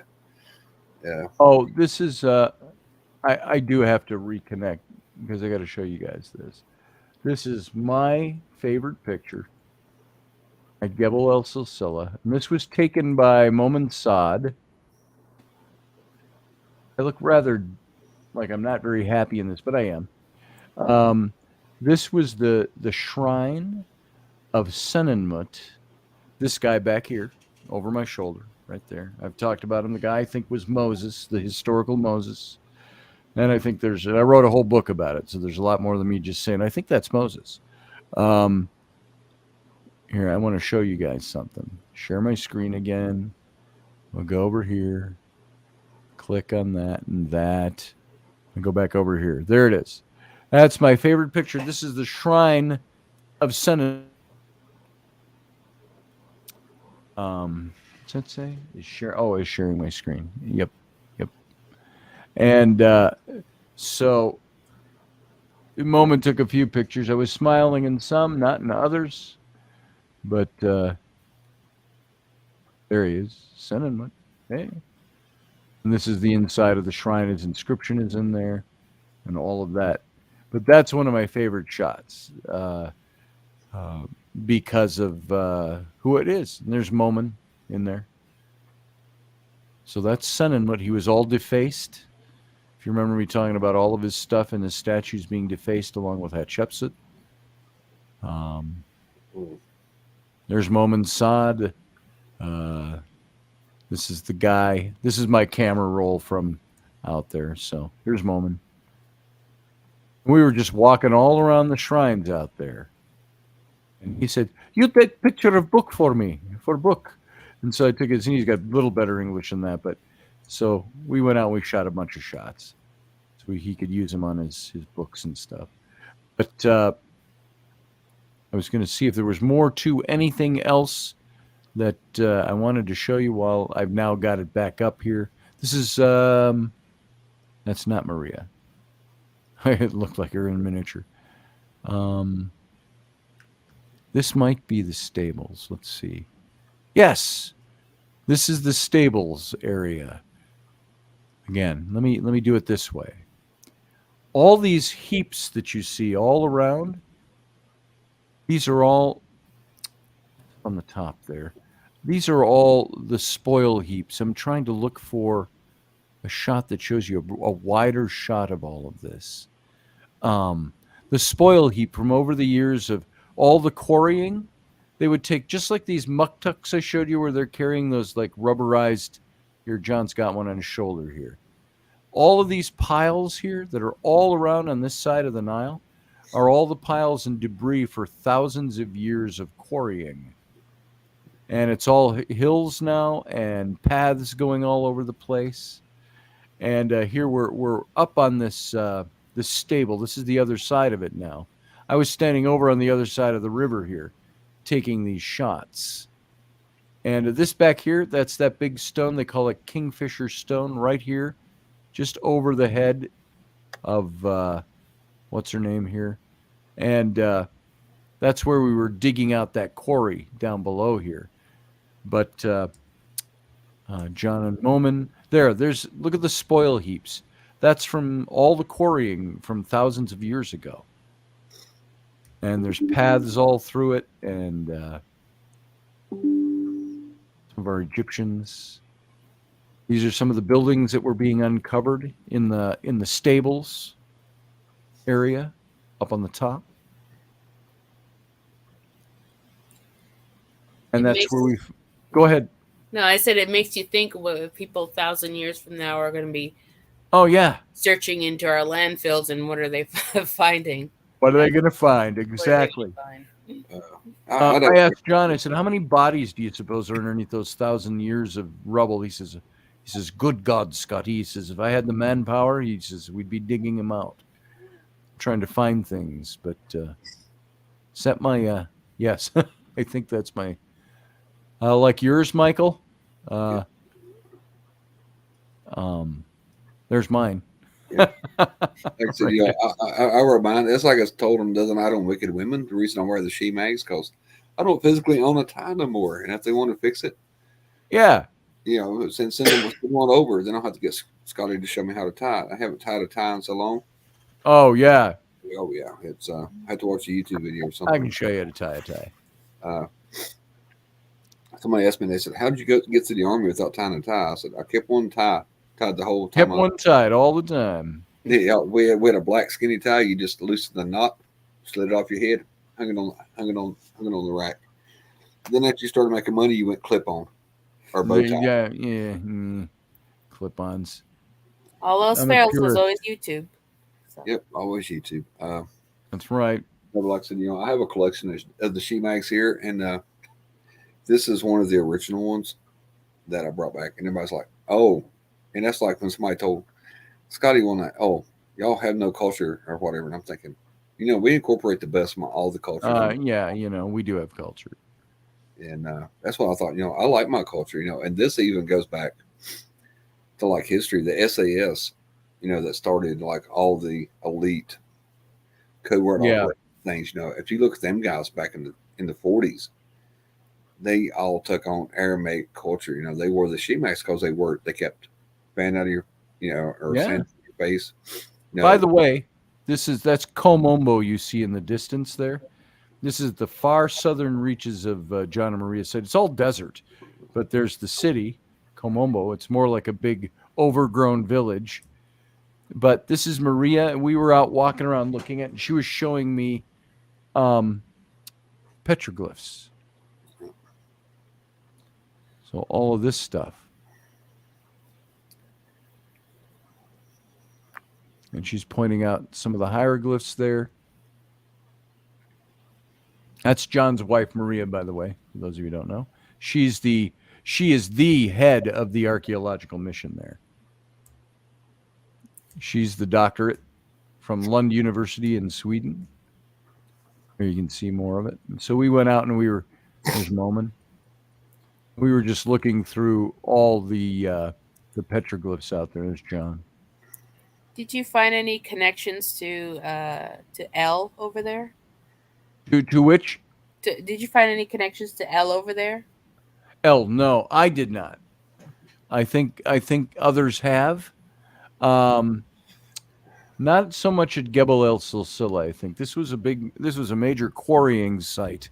Most of the stone taken out of Gebel El Silsila went into Luxor or ancient Thebes, and it's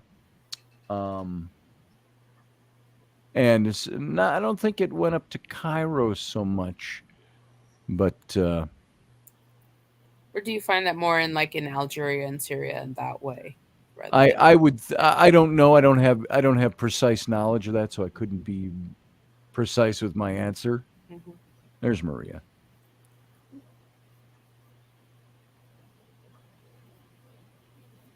taking a picture of somebody taking a picture. Yeah. Take a picture of me taking a picture of her. Yeah. By the way, that's the dahabeah that they used in the Mummy movies with Brendan Fraser, the first movie. That came by and somebody said, "Oh, look." One of the Egyptians, that is the dahabeah they used. So I think I have much more that pertains to what I was talking about there. Sorry, I'm flipping through these really fast, folks. But there's a lot of history in the Middle East that is still buried under sand. That's when I got home. And they're still finding towns and villages that was, what was it, Troy? Everybody said, oh, Troy was a myth. Then they found it. And they found it. Schliemann.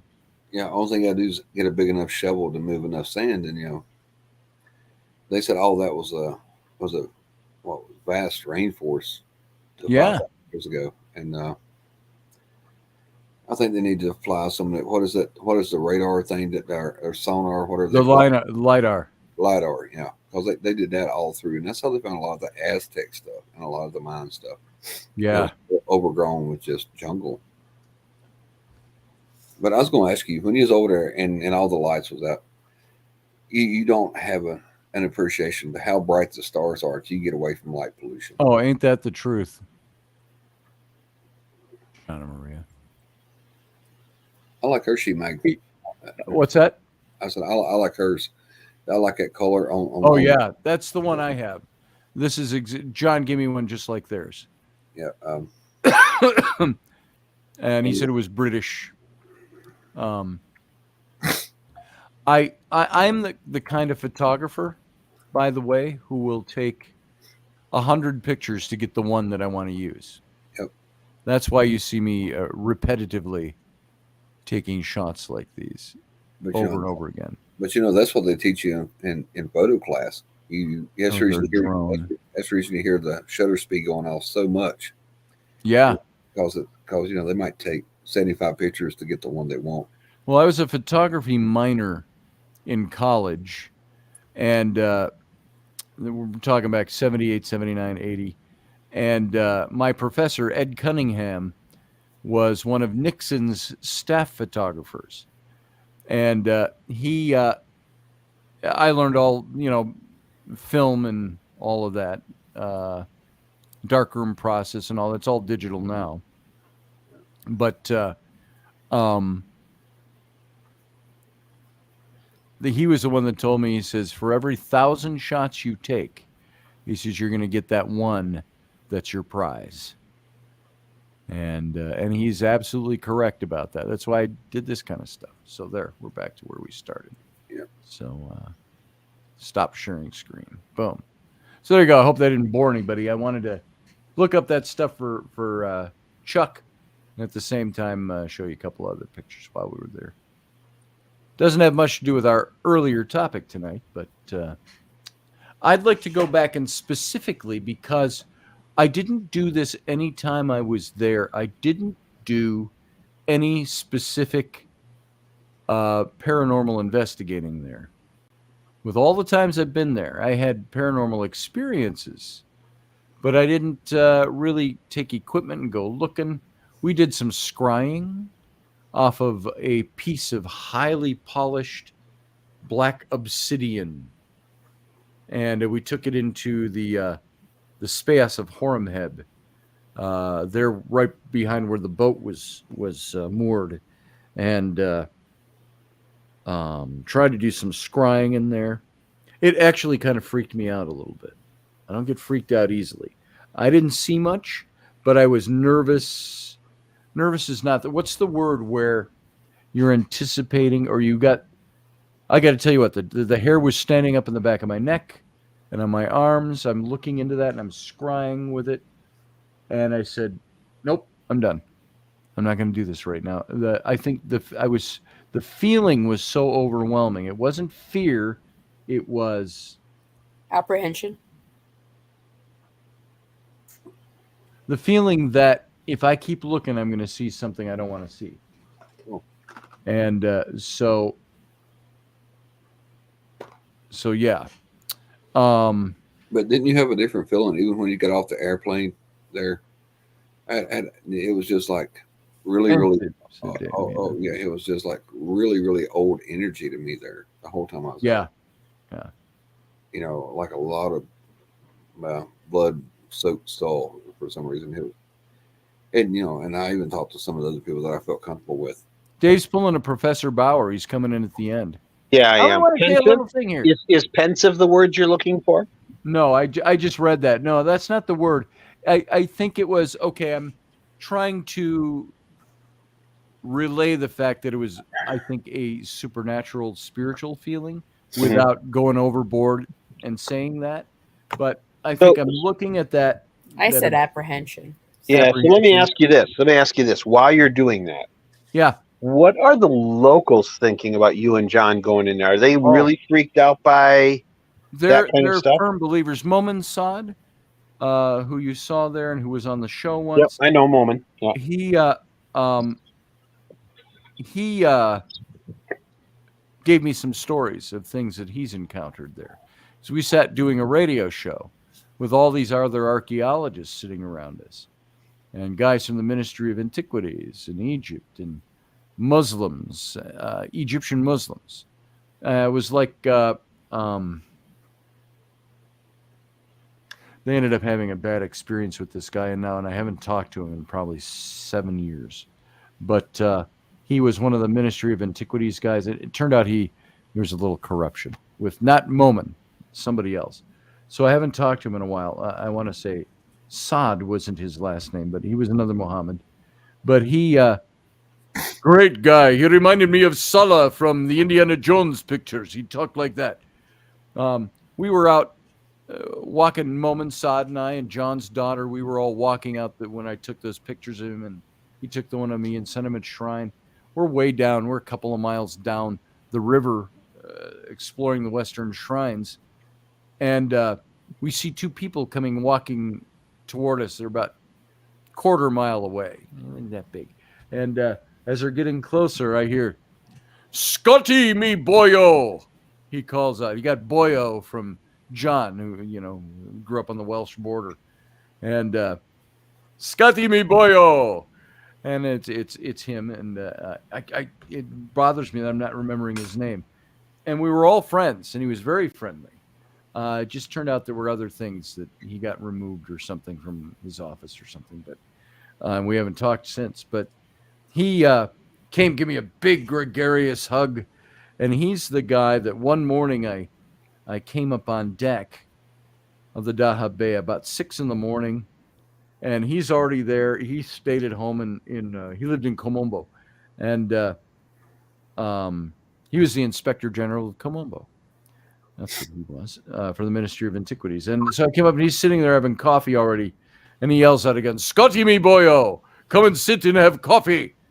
And his English was very good, and again, he reminded me of Salah. And so we sat down, and this would interest you, Sarah, from the Muslim angle of it. In asking all these guys about paranormal experiences, I asked him.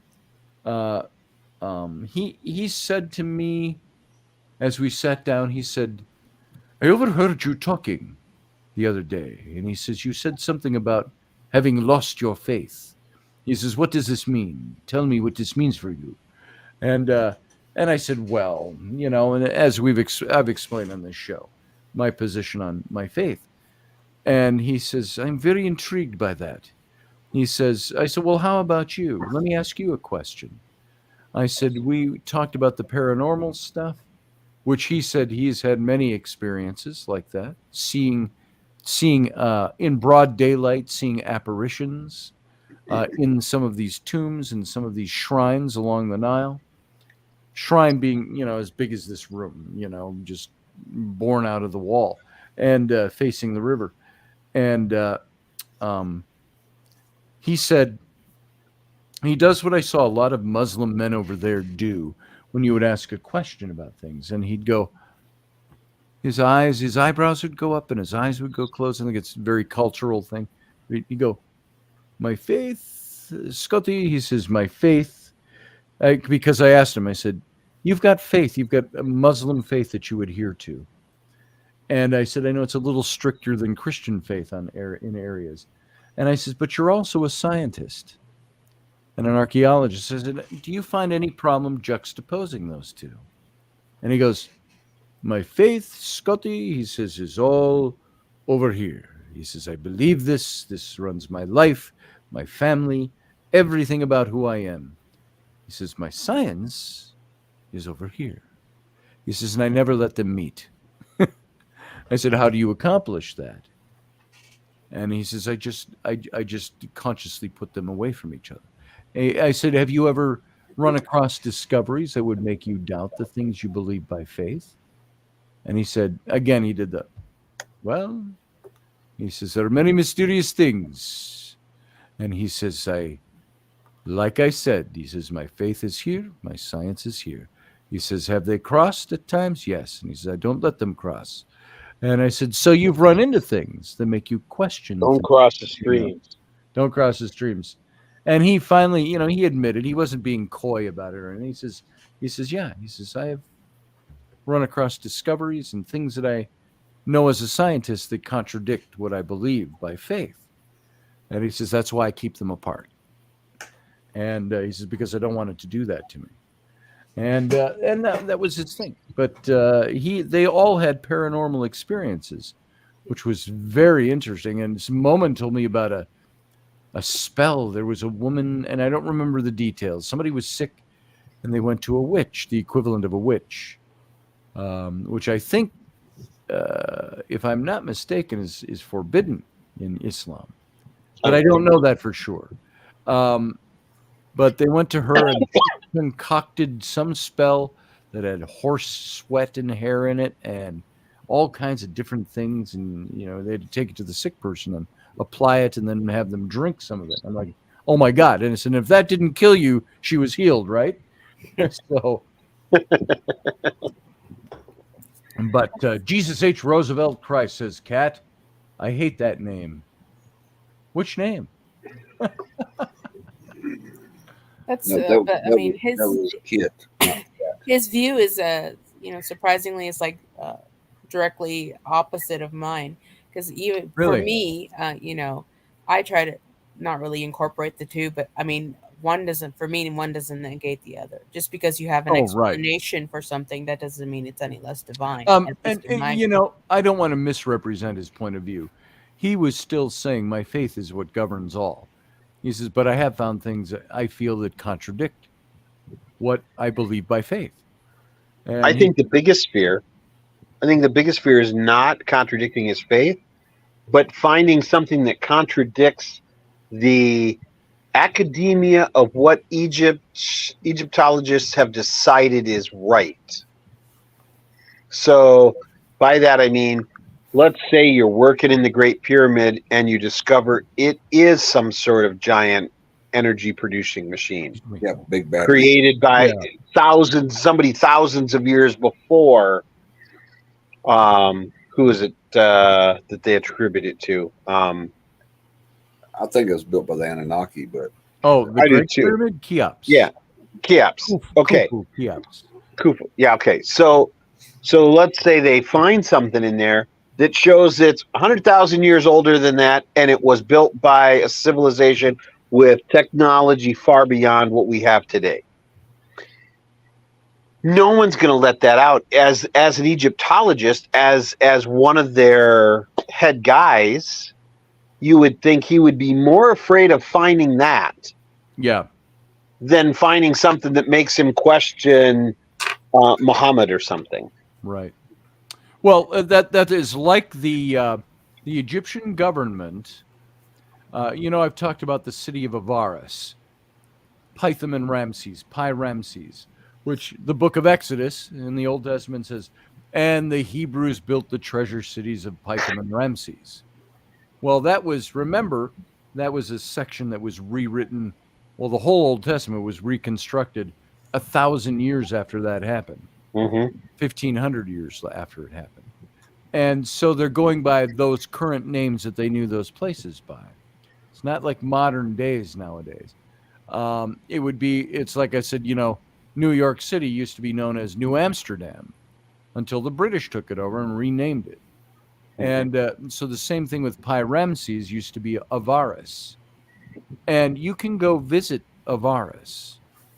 And there's archaeological digs that go there. But if you ever hint that you were trying to connect Avaris to the story of Joseph in the Bible, Joseph in the Amazing Technicolor Dreamcoat chapter in the Genesis, that Joseph, they would shut you down because it was for political reasons, because they said they are quite convinced that Avaris was a city where Joseph lived in antiquity. And he's the one who brought his family, Jacob, and the clan of Israel. Jacob, known also as Israel. His clan of about 70 family members.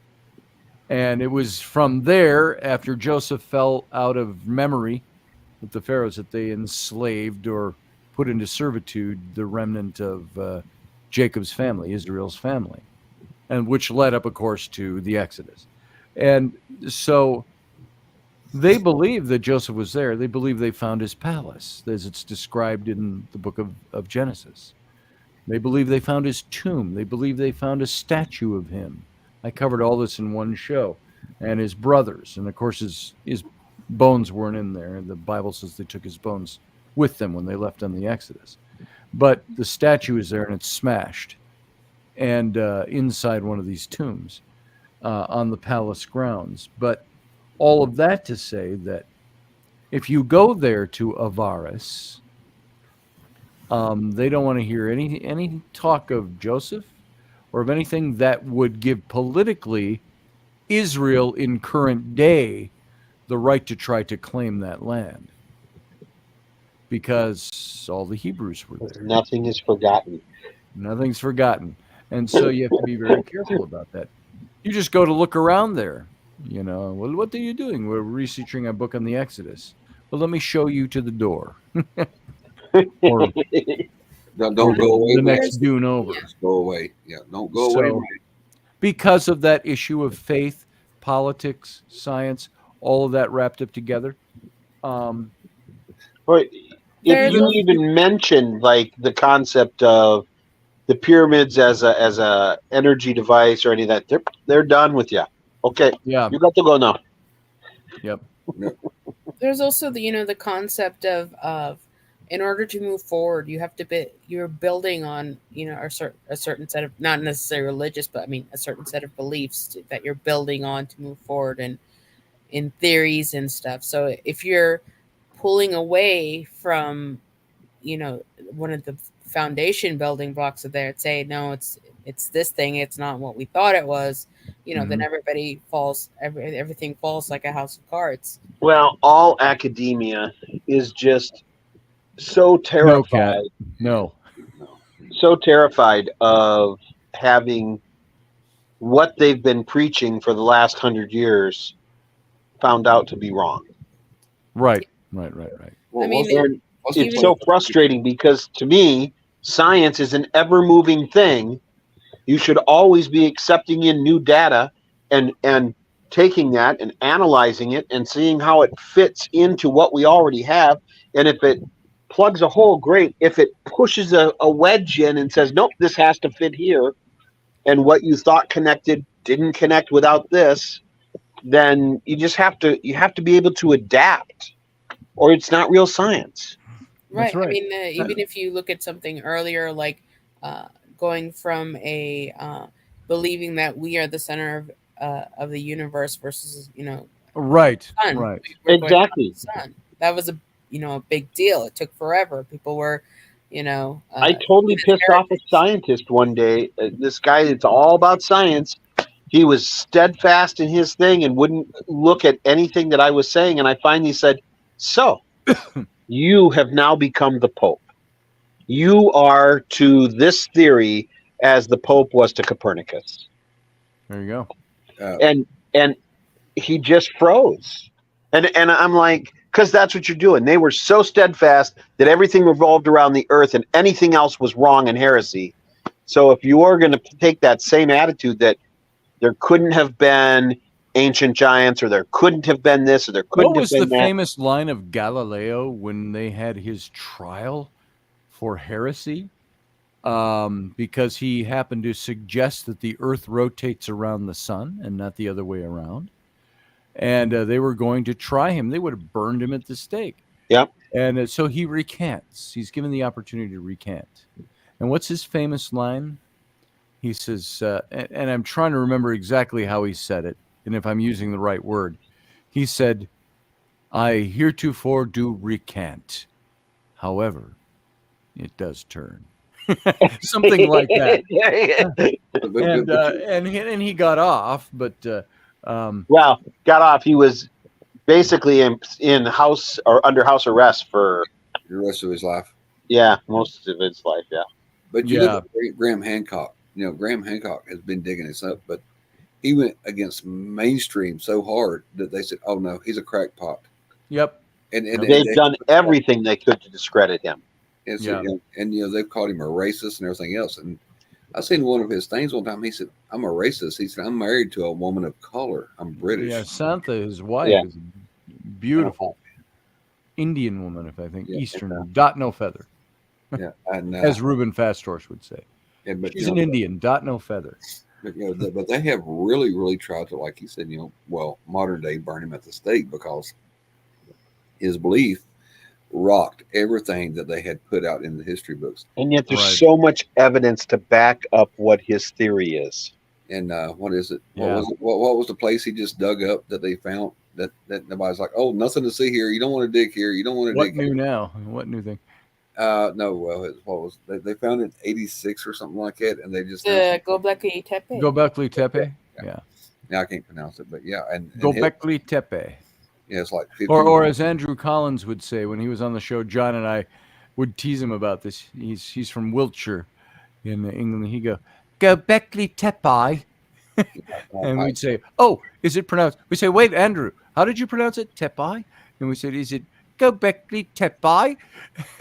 So we would make fun of him for that. But there was a train of thought. I wanted to mention something here about somebody that was said on this whole thing of contradicting things. Oh, it was if any of you have heard of David Roll, he is a Egyptologist, Dr. David Roll, And he was one who several years ago put forward a theory of a fifth Egyptian list of kings, chronology of the Egyptian kings. There are four. There's the Oxford. There's four of them. Well, he proposed a fifth, and his fifth was based on his study of trying to place a biblical Moses. He's not a biblical scholar. He's a biblical scholar. He's not a religious scholar. He's an agnostic. But he wrote about the Exodus. He wrote about Moses. He got a whole theory about who he thinks Moses was. And in order to make it work, he had to rewrite the chronology of the Egyptian kings. And my old professor, Dr. Ailing, who I've talked about before, who's an Egyptologist, was the chair of history at the University of Northwestern. And he the one that told you your theory was wrong? The one that what? Told you your theory was wrong? Not Dr. Ailing. Oh. But Ailing said of David Roll, he said, he says, he says he created his own chronology. He says, little does David know, but he says in academic circles, he says, we refer to him as roly-poly.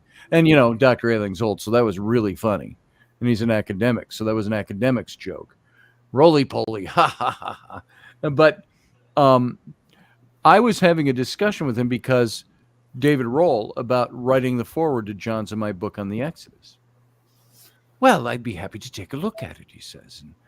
And so I forward him a manuscript, and he comes back a week later, and he says, I can't write a forward for your book because you're simply wrong.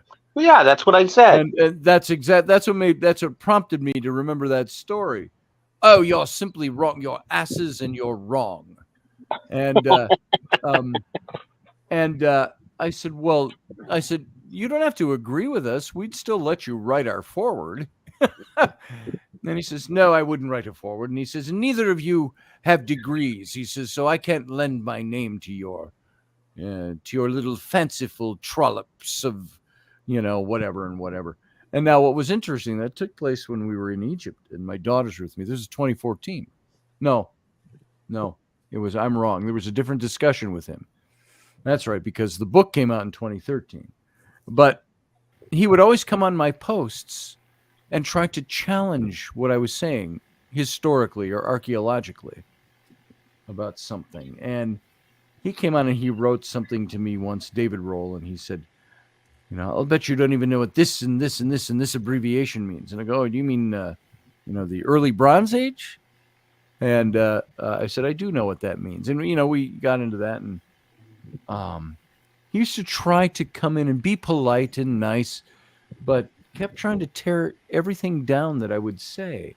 And Abby and Bryn, my twins, those of you that don't know them by name, we were in Egypt and we were sitting on the Dahabeh, and they go, who is this David Roll fucker? They said to me. Why is he talking to you that way? And I said, and I told him, he doesn't think we know anything, and so on and so on. And I will say this, I give David Roll credit where it's due. He is a magnificently intelligent man, and he's written some fantastic books. I just disagree with him on his Exodus theory. So, but he's kind of trying to take me to task on a post I had put up because we were in Egypt and we were posting things. And my daughters, oh man, they laid into him in a very Abby and Bryn sarcastic. Those girls have your six big time. Yeah. And they said something about, they're talking to him and they're talking as they're typing back to him. Well, old man, this is it. My daughter's talking to David Roll that way. Well, old chap, they call it, old chap. It's more like this. And so he hasn't talked to me much after that, but, every now and then there was something. But he's the guy, by the way, that introduced me to that whole idea of Moses in the burning bush, where it uses the phrase, I am that I am, is what Moses said, what should I tell the people you sent me? Which was Moses's way of saying, if I know your name, there's that old mythology that if you know the god or the demon or the entity's name, You have power over it. It's private name. So when Moses meets God at the burning bush, and this is so easy to look over unless you know how to read between the lines with this. And in the Hebrew, he says, God says, so I'm going to send you and all this. Okay, I'll go. He says, whom shall I say sent me? In other words, what's your private name? And God basically says, none of your goddamn business what my name is. He says, you tell them I am sent you. I am that I am they speak of. And I am that I am. Well, it was David Roll who told me we were having a conversation about this stuff. And he said, did you know that that's the only place in the Bible where you find a turn of phrase that is a word play off of Mesopotamian language? And I said, no, do tell. And he said, I am that I am was actually a wordplay that Moses, who authored it, would have known this in his day, that phrase was taken from a Mesopotamian wordplay that meant, I am that Enki they speak of. That was like a wordplay for Enki. And so, in essence, what God was saying to Moses in the burning bush was, Moses, who shall I say send me? And God said, you tell them I am sent you. I am that I am. That word phrase from Mesopotamia, I am that Enki they speak of. Now, the big question is, you don't know the connotation. Is God saying, Enki? That's really me. He's equating himself with Enki, or is he saying, that God they call Enki? That's really me, not Enki. And so you don't know what the connotation is there. Is he equating himself or saying, I'm not him? So I am that Enki they speak of. That Enki they speak of, I'm God. I'm better than that.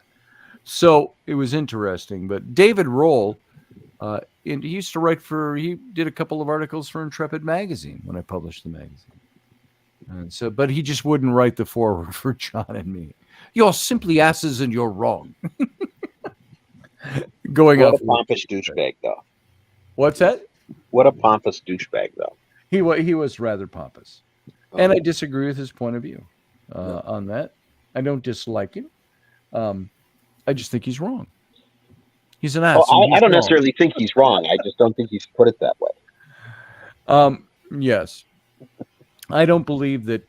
And he knows a shitload more than I know. He spent his whole life doing this. Well, you don't have a degree. But I don't have a degree. So what the hell do I know? Which I absolutely hate.